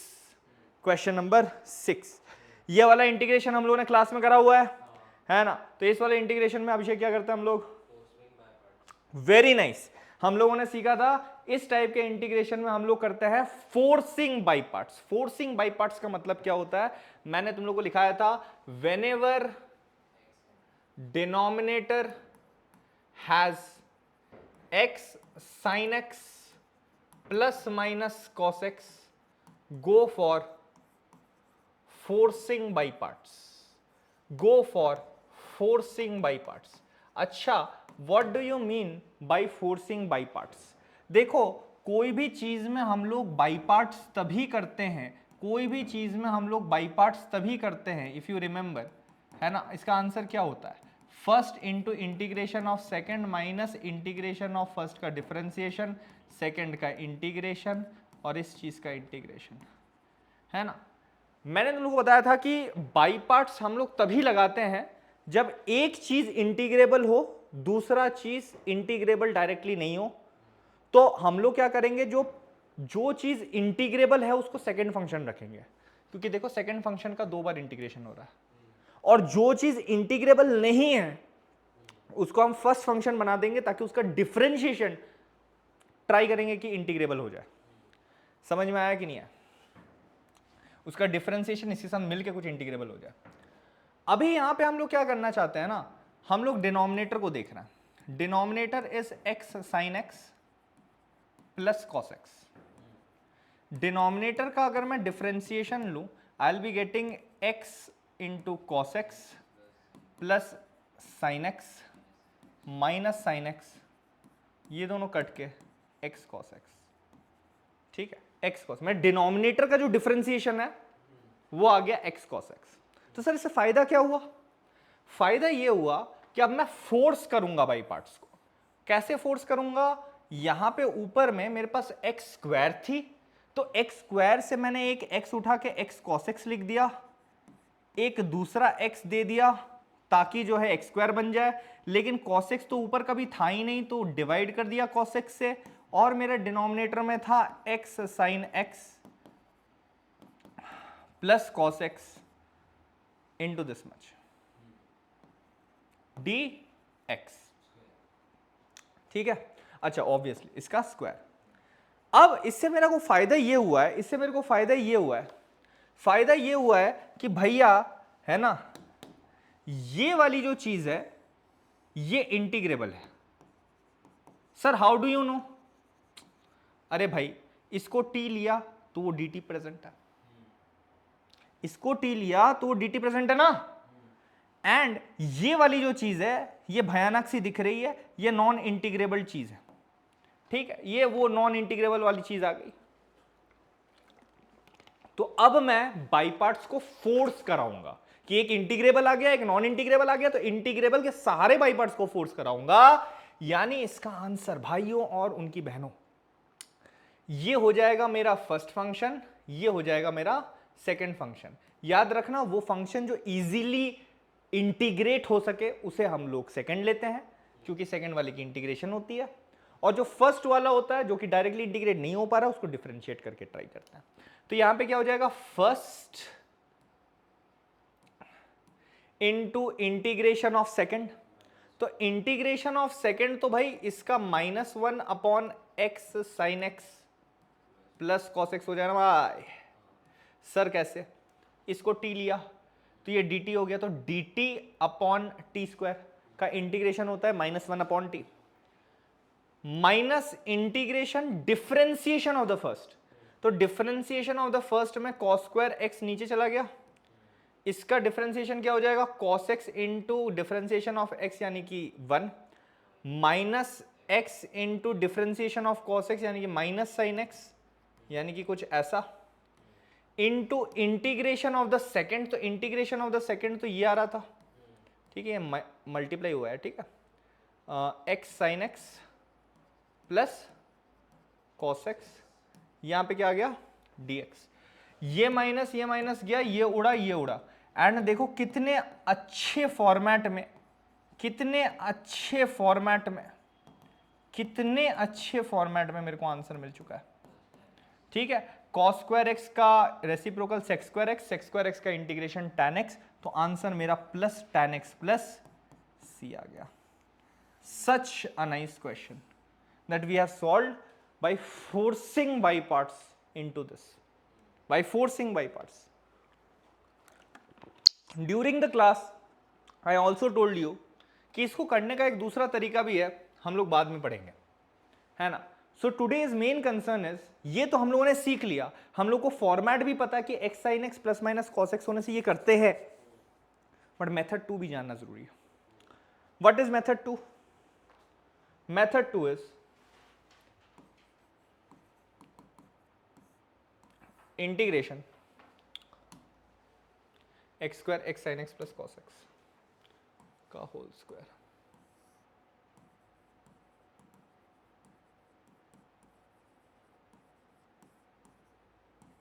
ठीक है, देखो इस टाइप के क्वेश्चन में, पहले वाले मेथड में हम लोगों ने बाई पार्ट्स को फोर्स किया, डिनोमिनेटर को यूज करके उसका डिफरेंशिएशन ऊपर क्रिएट करके f dash upon F x to the power n force किया, है ना। अब यहां पे इसका दूसरा टेक्निक क्या है, कि इसका दूसरा टेक्निक है, in such types of question just substitute x is equals to tan theta, substitute x is equals to tan theta. एक सेकेंड फोकस करने दो इसको, ठीक है। दूसरा है x को क्या रख लेंगे, tan थीटा। x को अगर tan थीटा रखा तो dx क्या हो जाएगा, sec square theta d theta. ठीक है, एंड ऑब्वियसली बहुत सिंपल, जब हम लोग इस टाइप का कोई भी सब्सटीट्यूशन करते हैं मैंने तुम लोग को सिखाया था कि ये जो सब्स्टिट्यूटिंग वेरिएबल होती है ये 1-1 रिलेशनशिप भी होल्ड करनी चाहिए। तो मैं यहाँ पे क्या बोल देता हूँ ना, मैं यहाँ पे बोल देता हूँ कि थीटा को जो है -π/2 से π/2 तक रखो, दुनिया के सारे एक्स जो है वो कवर हो जाएंगे, दुनिया के जितने भी एक्स है वो कवर हो जाएंगे, नेगेटिव भी पॉजिटिव भी। एंड ऐसे करने से मेरे को फायदा क्या है कि कभी अगर जरूरत पड़ा तो मैं थीटा को tan इनवर्स x भी लिख सकता हूं। क्यों? क्योंकि थीटा मेरा प्रिंसिपल रेंज में है। ठीक है, तो मैं थीटा को tan इनवर्स x भी यूज कर सकता हूं। अब मेरे को आंसर में क्या मिलेगा, ध्यान से देखो, ये हो गया इंटीग्रेशन, एक्स स्क्वायर की जगह मैंने लिखा tan square theta, into dx की जगह क्या लिख दिया, sec square theta D theta, very good, divided by नीचे क्या हो गया, tan theta into sine of tan theta plus cos of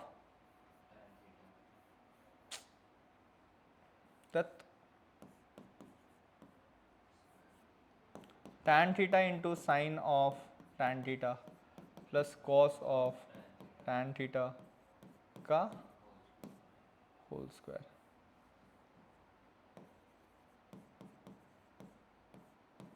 ठीक है, अब यहां tan थीटा देख के और sec स्क्वायर थीटा देख के हम लोग को खुशी हुई कि कुछ तो कटेगा, कुछ नहीं कट रहा है। ये भाई sine square by cos square हो गया, ये भी 1/cos, कुछ नहीं कटा। और कुछ कटता अच्छा लगता हम लोगों को, फीलिंग आती कि tan थीटा ले कुछ तो फायदा हुआ है, कुछ फायदा नहीं हुआ, उल्टा साइन के आर्गुमेंट में tan थीटा चला गया, वेरी बैड है ना। लोग वहां पे बैठ बैठ के जो है अनियन काट रहे, रो रहे हैं वहां, क्या सर क्यों ये सब्स्टिट्यूशन करा रहे हो, कुछ भी सब्स्टिट्यूट करा दिया। चल आगे बढ़ो, ये जो tan थीटा है ना, इसको खोलने की कोशिश करो, इसको खोलने की कोशिश, यानी कि ये हो जाएगा अपने पास tan स्क्वायर थीटा, ये हो जाएगा अपने पास sec स्क्वायर थीटा, ये हो गया अपने पास d theta, divided by tan theta को लिख दिया sin theta by cos theta. तो वो करते ही तुम लोग को इमीडिएटली कुछ दिखेगा कि ये sine of tan theta into sine theta plus इसका जो cos थीटा था घूम के गया तो cos theta into cos of tan theta, इसका हो गया होल स्क्वायर, और जो cos स्क्वायर थीटा था वो घूम के गया into cos square theta. And भाई कुछ तो कटा, फाइनली कुछ तो कटा, ज्यादा कुछ कटा नहीं जिंदगी में, लेकिन ये तो जरूर कट गया। इंटीग्रेशन लिखा tan square theta D theta divided by sine A sine B plus cos A cos, cos A cos B plus sine A sine B. तो इसको मैं लिख सकता हूं obviously cos of A minus B, नीचे वाले को cos of A minus B तो लिखा जा ही सकता है, cos A cos B plus sine A sine B. अब देखो जो बहुत ही मजेदार वाली बात है कि अब अपन लोग क्या करेंगे, अब अपन लोग ये जो tan थीटा माइनस थीटा है इसको बोल देंगे t। सर क्यों? पहली चीज तो sec square theta minus 1 D theta बन जाएगा dt, but sec square theta minus 1 तो tan square theta D theta था, and now you can see everything falling back into place. This will become your dt, whereas that will become cos t का whole square, यानी कि cos square t। भाई ये तो करना बहुत आसान था, इसका आंसर तो tan t प्लस c आ गया। अब अपने को सारी चीजें जो हैं वो वापस से रखनी पड़ेंगी, यानी कि हम लोगों ने t के जगह लिया था, sorry tan theta minus theta के जगह लिया था थीटा, तो ये हो जाएगा tan of tan theta minus theta plus c। समझ में आया कि नहीं आया? अब भाई tan थीटा हमने किसको लिया था, x को, तो ये हो जाएगा tan of x minus, remember that day जब मैंने बोला था -π/2 से π/2 तक रखना, ताकि थीटा के अंदर क्या आ जाए, tan inverse x plus c। बस कुछ नहीं, तुम चाहो तो आंसर को इसी फॉर्मेट में छोड़ सकते हो, बट ये आंसर और पहला वाला आंसर भी तो मैच करना चाहिए था। तो कुछ नहीं, बस इसको खोल दो, तो ये हो जाएगा tan a minus tan of tan inverse x by 1 plus tan a tan v, इतना हो गया। बस ये tan थीटा को खोल देना, ये साइन अपॉन कॉस आ जाएगा, है ना, और ये जो tan थीटा इसको खोल देना, साइन अपॉन कॉस आ जाएगा। ठीक है, चलो वो आंसर निकाल ही देते हैं जो हम लोग को मिला था, ठीक है ना। कितना आ गया इसका answer, sign x by cos x minus x by, अच्छा ये प्लस सी भी आएगा, है ना, बाई ये हो जाएगा 1 plus x sine x by cos x, तो ये क्या हो गया, sine x minus x cos x by x sine x plus C, इतना आंसर आया। अब चलो उसको देख लेते हैं, वो वाला आंसर तो क्या आया था, है ना, ये जो tan x है ना, इसको थोड़ी देर के लिए sin x by cos x कर दो, है ना, तो ये कर लो थोड़ा सा, ये हो जाएगा तुम्हारा cos x into x sine x plus cos x into minus, अच्छा ये तो डायरेक्टली माइनस एक्स हो जाएगा, प्लस ये हो जाएगा sine x into x sine x plus cos x plus C, है ना। अच्छा अब यहां से जो है करो minus x plus x sine square x plus cos x into sine x plus C. अच्छा यहाँ से कॉस एक्स आ रहा है, यहाँ से आ रहा है x sine x plus cos x. अच्छा यहाँ से जो है एक्स को कॉमन ले लिया तो 1 माइनस साइन स्क्वायर एक्स हो जाएगा तुम्हारा एक्स कॉस स्क्वायर एक्स, एक तो कॉस एक्स काट देना, ठीक है, देखो तो उतना ही आंसर आ रहा है, x cos x plus sine x by x sine x plus cos x plus C, ठीक है, हैं? अच्छा यहाँ पे तो हम लोगों ने माइनस एक्स को कॉमन लेना पड़ेगा ना, तभी ना जाके 1 माइनस आएगा, तो ये माइनस होगा, ठीक है, कुछ नहीं ये माइनस होगा, देख लो सेम आ रहा है क्या, नीचे आ रहा है x sine x plus cos x, x sine x plus cos x एकदम सही है, और ऊपर आ रहा है अपने पास sine x minus x cos x, sine x minus, हाँ एकदम सही है, ठीक है। तो यहाँ पे हम लोगों ने इसी क्वेश्चन को करने का एक दूसरा मेथड भी सीखा है ना। अब एग्जाम हॉल में अगर आ रहा है ये क्वेश्चन तो आई वुड सजेस्ट कि गो बाय फोर्सिंग बाय पार्ट्स, है ना। However now you have another arrow in your quiver in your artillery that you can use, है ना, कि इस टाइप के क्वेश्चन में x के अंदर tan थीटा वाला सब्स्टिट्यूशन भी कर सकते हैं, ठीक है। किसी एक दिन इस टाइप का क्वेश्चन आया, है ना, और उसके बाद तुमको मन किया कि हम x के अंदर tan थीटा डालेंगे तो वो भी कर सकते हो। समझ में आया कि नहीं आया? So now we are done with 6 questions. Let's go to question number 7। देखते हैं कितने मिनट्स का रिकॉर्डिंग हो गया है। कितने बजे से शुरू किया था हम लोगों ने? We started I guess at 7:30 right? 8 o'clock we started right? 1 hour 20 minutes का हो गया होगा। चलो कोई बात नहीं, ये करते हैं। लेट एस, थक गया है क्या तू? हाँ तू तो बैठा हुआ है, बोल तो मैं रहा हूँ।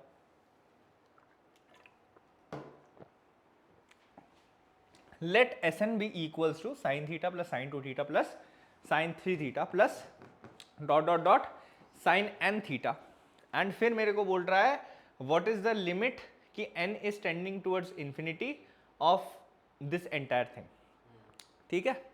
तो एक्चुअली ना this is equals to some f of theta, so they have asked us find f theta, ठीक है, फाइंड f ऑफ थीटा। मेरे को फंक्शन खोजने बोल रहा है कि Sn मेरा ये है, और under all these criterions they are asking me find f of theta, ठीक है। तो देखो कैसे करेंगे अपन लोग, s ऑफ n लिख लिया, तो ये हो गया sine theta plus sine 2 theta dot dot dot sine n theta. Question क्या पूछा है कि S1, अच्छा S1 का मतलब क्या होगा, सिर्फ साइन थीटा, S2 का मतलब क्या होगा, sign theta plus sine 2 theta, S3 का मतलब होगा sine theta sine 2 theta sine 3 theta. तो अपन लोग एक काम कर लेते हैं, ये तो हम लोग को पता है समेशन ऑफ AP, इसका आंसर क्या होता है साइन n d/2।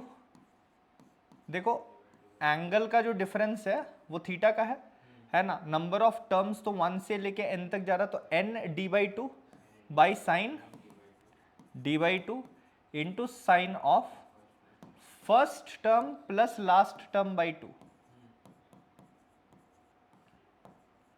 इतना आ गया, ठीक है, यस एकदम करेक्ट। तो अपन लोग क्या करेंगे अभी, इस चीज को हम लोग एल बुला रहा है, क्या बुला रहा है, लिमिट को एल। तो अपन लोग लिख रहे हैं L is equals to limit n tends to 1 upon n sigma S r r from 1 to n, ठीक है, एस ठीक है 1 टू एन, है ना, ये लिख रहे हैं हम लोग।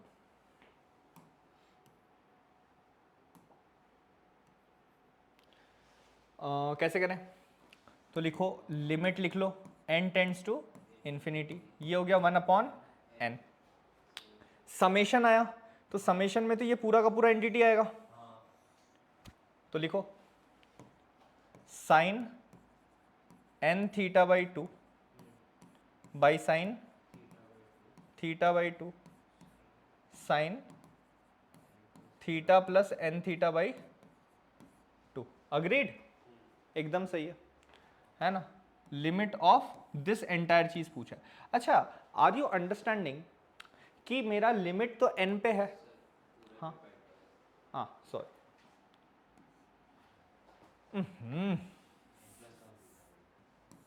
अबे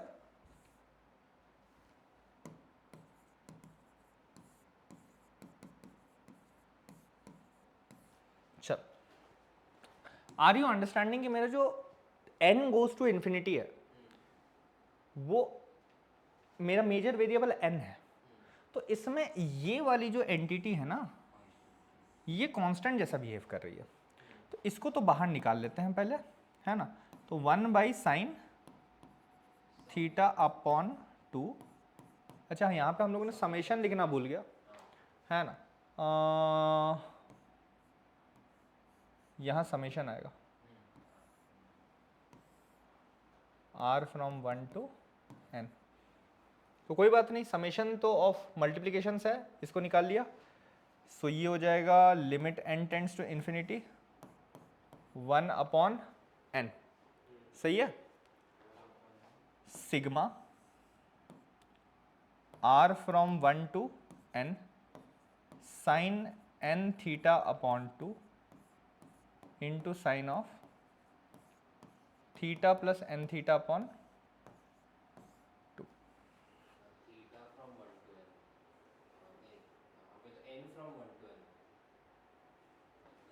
अच्छा यहाँ पे ना r लिखना चाहिए था मेरे को, है ना, क्योंकि ये s ऑफ r लिया है ना, ये s ऑफ n लिखा है हम लोगों ने, ठीक है। एक काम करते हैं, इसको मिटा ही देता, कोई बात नहीं, वापस से लिखेंगे, कोई बात नहीं है, इसको वापस से लिखेंगे, ये हो जाएगा limit n tends to infinity 1 upon n into summation r from 1 to n S r, तो एस आर हो जाएगा sine r theta by 2 by sine theta by 2 sine theta plus r theta by 2, इतना हो गया, है ना। अब इसमें से, इस समेशन में से इस चीज़ को बाहर निकाला, तो ये हो गया limit n tends to infinity 1 by n into sine theta by 2 sigma r from 1 to n sine of r theta by 2 into sine of theta plus r theta by 2, सही है। अब यहां पे क्या हो गया ना कि अपने पास समेशन ऑफ दो मल्टीप्लिकेंट्स आ गए। अब समेशन ऑफ दो मल्टीप्लिकेंट्स इज नॉट गुड, ठीक है, क्योंकि जैसे जैसे मैं r के अंदर वैल्यूज डालते जाऊंगा चीज़ें चेंज होती जाएंगी। सेकेंडली मेरे को एक और चीज़ भी दिख रहा है कि सिग्मा है तो समथिंग माइनस समथिंग वाला फॉर्मेट होना चाहिए। तीसरा साइन है, साइन भी डायरेक्टली आया है, तो मैं क्या कर रहा हूँ ना, 2 ले रहा हूँ और एक 2 को दे रहा हूँ, ठीक है, एक 2 ले रहा हूँ और एक 2 को दे रहा हूँ। आई होप यहाँ पे लिखने से कोई प्रॉब्लम नहीं है। लिमिट क्या हो जाएगा, n tends to infinity 1 divided by 2n sine theta by 2, ठीक है, अपने पास यहाँ पे क्या आ गई, सिग्मा, यहाँ पे आ गई r from 1 to n, 2 sine a sine b, यानी कि cos a minus b minus cos a plus b. तो अब यहाँ पे लगाया bracket, cos of this minus this, तो दिस माइनस दिस अगर करेंगे तो थीटा अपॉन 2 नेगेटिव साइन के साथ आएगा, लेकिन cos को फर्क नहीं पड़ता, तो cos theta by 2, cos a minus b minus cos of a plus b. तो a प्लस बी अगर मैं करूंगा तो I guess you can understand, theta by 2 तो एज इट इज रहेगी, plus r theta by 2 plus r theta by 2 हो जाएगी r theta.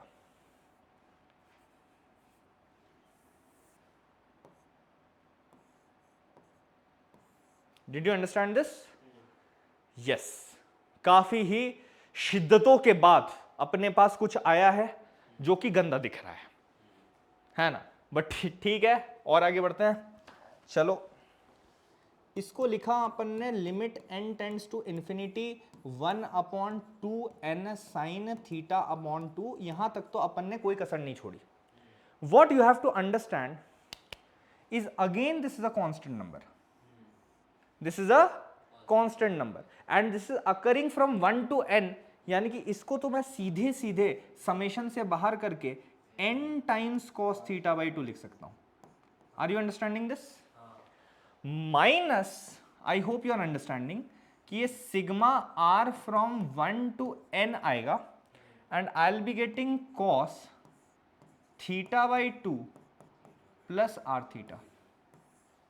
यहां तक समझ में आ गया?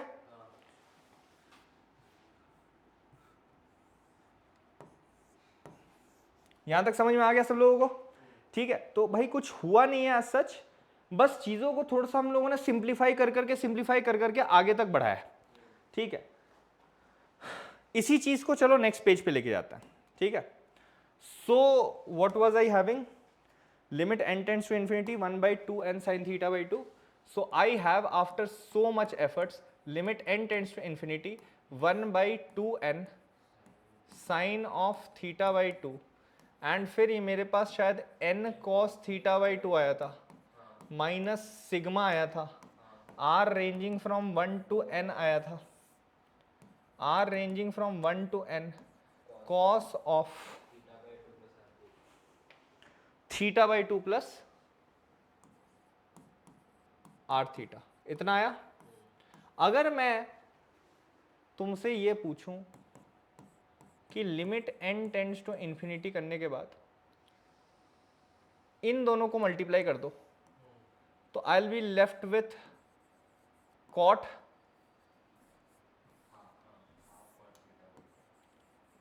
थीटा बाई 2 बाई 2, है ना। अच्छा, ये मत सोचना कि हम लोगों ने ऐसे मल्टीप्लाई कर दिया, मैं कर सकता हूँ, बिल्कुल कर सकता हूँ, कोई गलती नहीं है। ठीक है ना, minus 1/n sigma r from 1 to n cos of theta by 2 plus r theta. If you are understanding then ये वाली जो चीज है, क्या हुआ, हाँ 2n साइन थीटा बाई 2 भी है, है ना। ये जो चीज है ये फिक्स्ड है,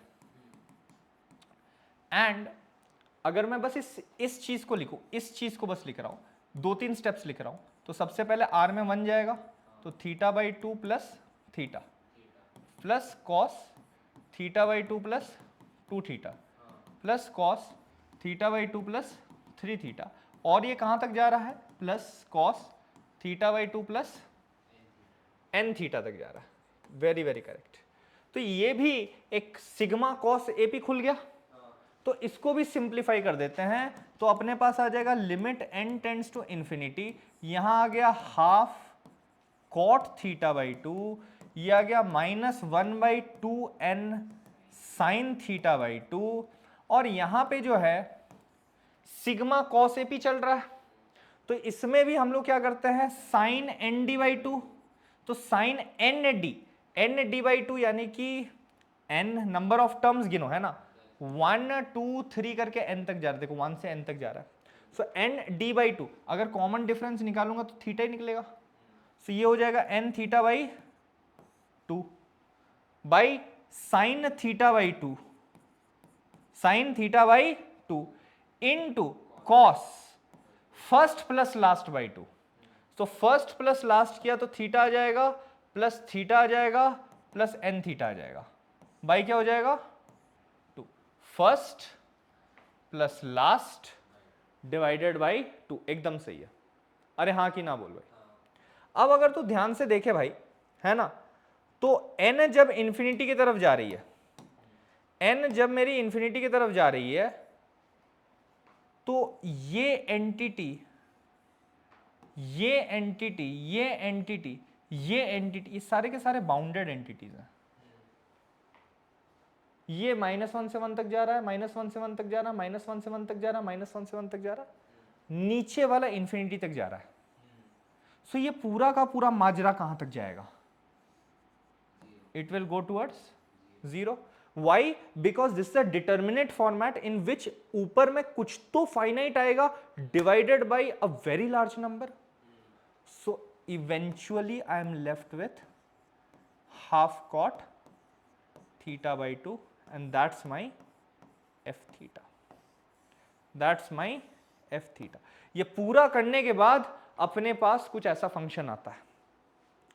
अब जेई में अगर ये क्वेश्चन आ रहा है तो इस क्वेश्चन को थोड़ा सा जो है वो कॉम्प्रीहेंशन में डाल के क्या बोलेंगे कि भाई मेरे पास एक फंक्शन है which looks something like this, y equals to this much, है ना, तो y equals to this much equals to 3 के कितने सोल्यूशन है थीटा फ्रॉम 0 to 2 पाई, है ना, तो फंक्शन भी आ गया हाथ में, इक्वल्स टू 3, 0 से 2 पाई के बीच में कितने बार आएगा। तो इस टाइप का वो फंक्शन तुम लोग को जरूर दे सकते हैं, है ना। इसमें कुछ बहुत ज्यादा तामझाम नहीं था। हाँ, इन द फर्स्ट ग्लांस थोड़ा सा ऐसा लगता है कि भाई कुछ तो बहुत ही बड़ा बड़ा चीज दे दिया। However if you think about it strongly, है ना, बहुत ही ज्यादा खराब चीज तो नहीं दिया गया, ठीक है। सेकेंडली यहां पे एक चीज तुम लोगों को नोटिस करना पड़ेगा कि ये सब करते वक्त मैंने साइन थीटा बाई 2 को नीचे लिया है। अगर मेरा थीटा बाई 2 टू एन और अदर थीटा बाई 2 जो है वो एन पाई टाइप का आ जाए, इंटीजर पाई टाइप का आ जाए, तब तो ये 0 हो जाएगी। However summation of some sines can never give you that, है कि नहीं। तो हम लोग क्या बोलेंगे कि this that we have written is for theta by 2 not equals to integer pi. But what will happen when theta by 2 is integer pi? If theta by 2 is integer pi, then theta shall also be integer pi. And in that case, ये Sn ही मेरा 0 हो जाएगा। तो limit n tends to infinity, ऊपर में 0 divided by नीचे में वेरी लार्ज नंबर, है ना, आंसर विल बी 0, है ना। सो ऑब्वियसली यहां पे जो भी मेरा आंसर आया है that is under the condition, that theta by 2 is not integer pi, ठीक है। And if theta by 2 is integer pi then F theta is 0, ठीक है। समझ में आया कि नहीं? तो इजी, ठीक है। तो ये वाली चीज आ गई, है ना, एफ थीटा विल बिकम 0। समझ में आया? नॉट वेरी वेरी टफ, ठीक है, नॉट वेरी वेरी टफ, ठीक है। इसको आज का लास्ट क्वेश्चन लेते हैं, ठीक है, इसको आज का लास्ट क्वेश्चन लेते हैं। और इस क्वेश्चन को हम लोगों ने पहले भी करा हुआ है ना। इस क्वेश्चन में क्या दिया हुआ है? इस क्वेश्चन में दिया हुआ है कि there is a function f x which is differentiable and my function f x कभी भी 0 नहीं है for x belongs to 4 to 8। यानी मेरा जब x 4 से लेके 8 तक जा रहा है तब मेरा एफ एक्स 0 के बराबर नहीं हो रहा है।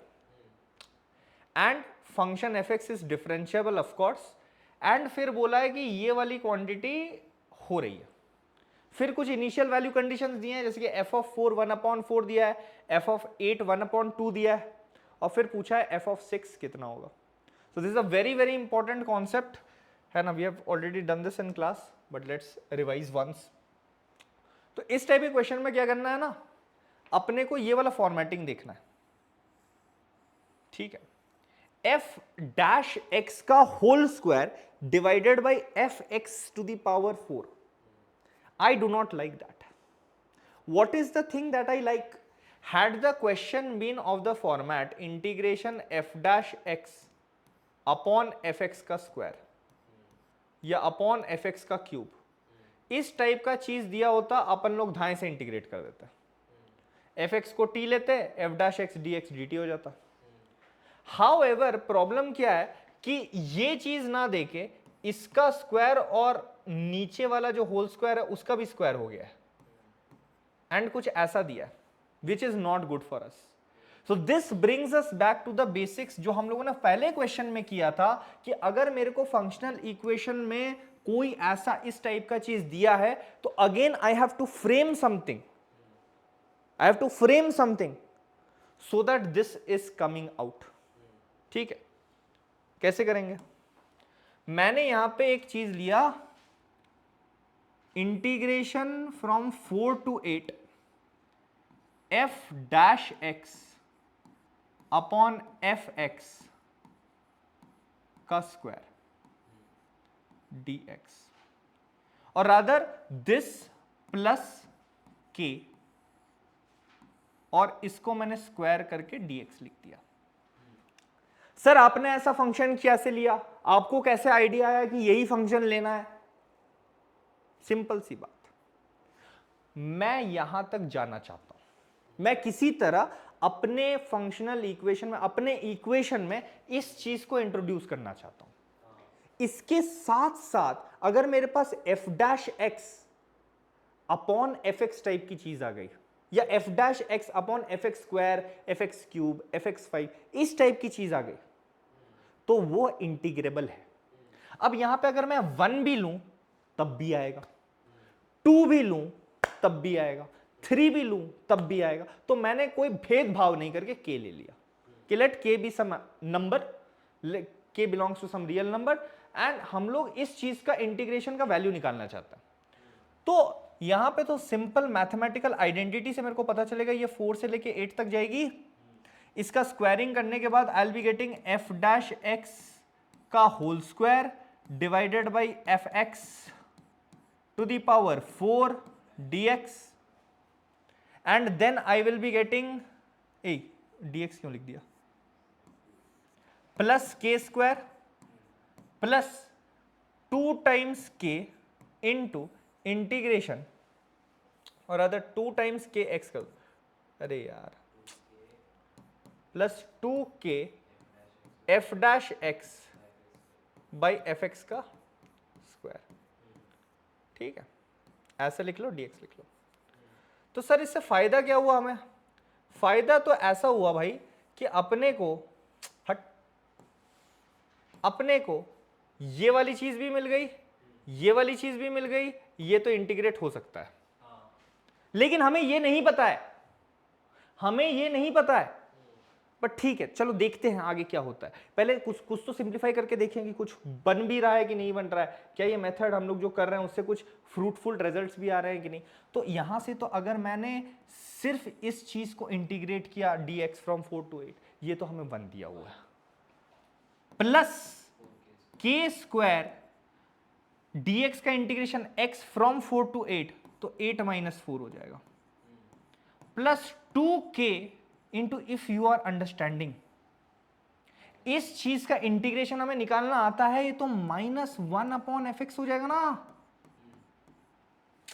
अरे भाई एफ एक्स को टी लिया तो F dash x D x D T हो गया. समझ में आ रहा है कि नहीं आ रहा? तो D T divided by T square का इंटीग्रेशन हो जाएगा -1 अपॉन टी. लेकिन लिमिट्स क्या लगी है?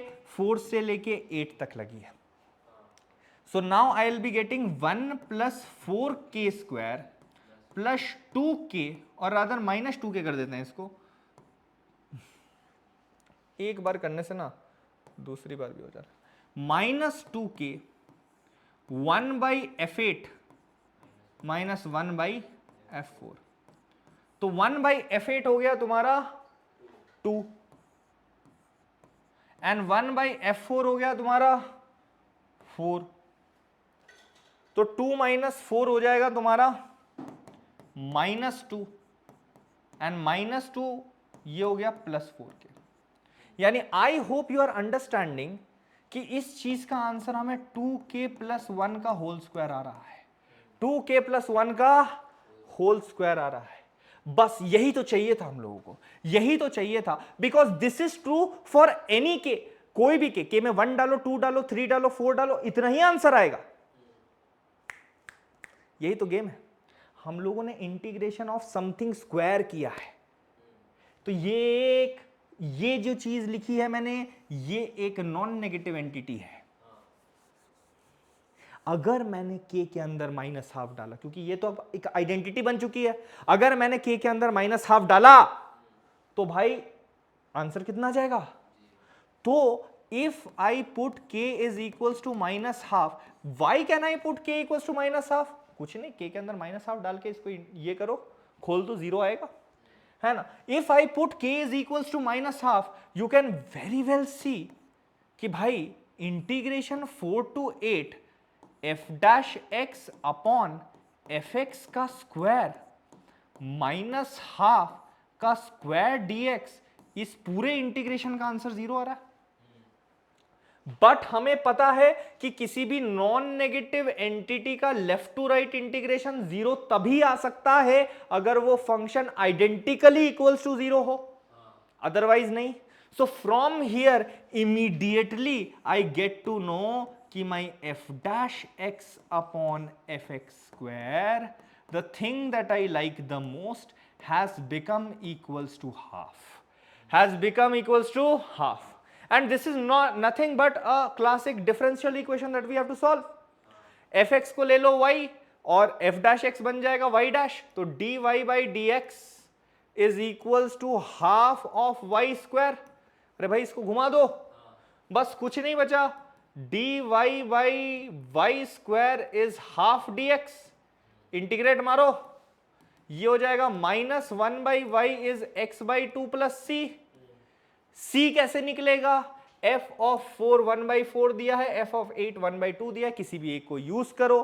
कैसे यूज करेंगे सर? x के अंदर जब जा रहा है 4 तो y के अंदर जा रहा है 1/4, तो -4 is equals to 2 plus c, तो यहां से c आ गया -6, c आ गया अपना -6। इमीडिएटली यहां से आ जाएगा मेरा function -1 by y is equals to x by 2 -6। ठीक है, बस अब यहां से y को सॉल्व करके निकाल लो, बट y तो पूछा नहीं है, उसने पूछा क्या है कि y at x equals to 6 कितनी होती है। So when we put x is equals to 6, -1 upon y is 3 minus 6 which is -3, यानी कि y is 1 upon 3। तो यहां से अपना जो है ये क्वेश्चन का आंसर आ गया है कि f of 6 shall be nothing but 1 upon 3। काफी ही मजेदार क्वेश्चन। अगर आप लोगों को फर्स्ट वाला क्वेश्चन पसंद आया था तो along those lines of thought है ना। एंड सेकेंडली ये सब आइडियाज आएगा कैसे? तो honestly speaking, if you are doing this question for the very first time, getting such ideas is very very difficult. However if you have done some questions like this, थोड़ा बहुत वहां पे angle आता है कि इस टाइप के question में जहां पे स्क्वायर स्क्वायर लगे हुए हैं, अपन लोगों को मिनिमम मैक्सिमम वैल्यू पूछा हुआ है, तो कोई एक इनइक्वालिटी बनानी है ना, और इंटीग्रेशन के अंदर चीजों को या तो पूरा पूरा पॉजिटिव या तो पूरा पूरा नेगेटिव रखना है ताकि इनइक्वालिटी बने। बस वही चीज किया and we have got our answer. So this will be it for today's class, है ना। All the best and will be meeting for the next class pretty soon.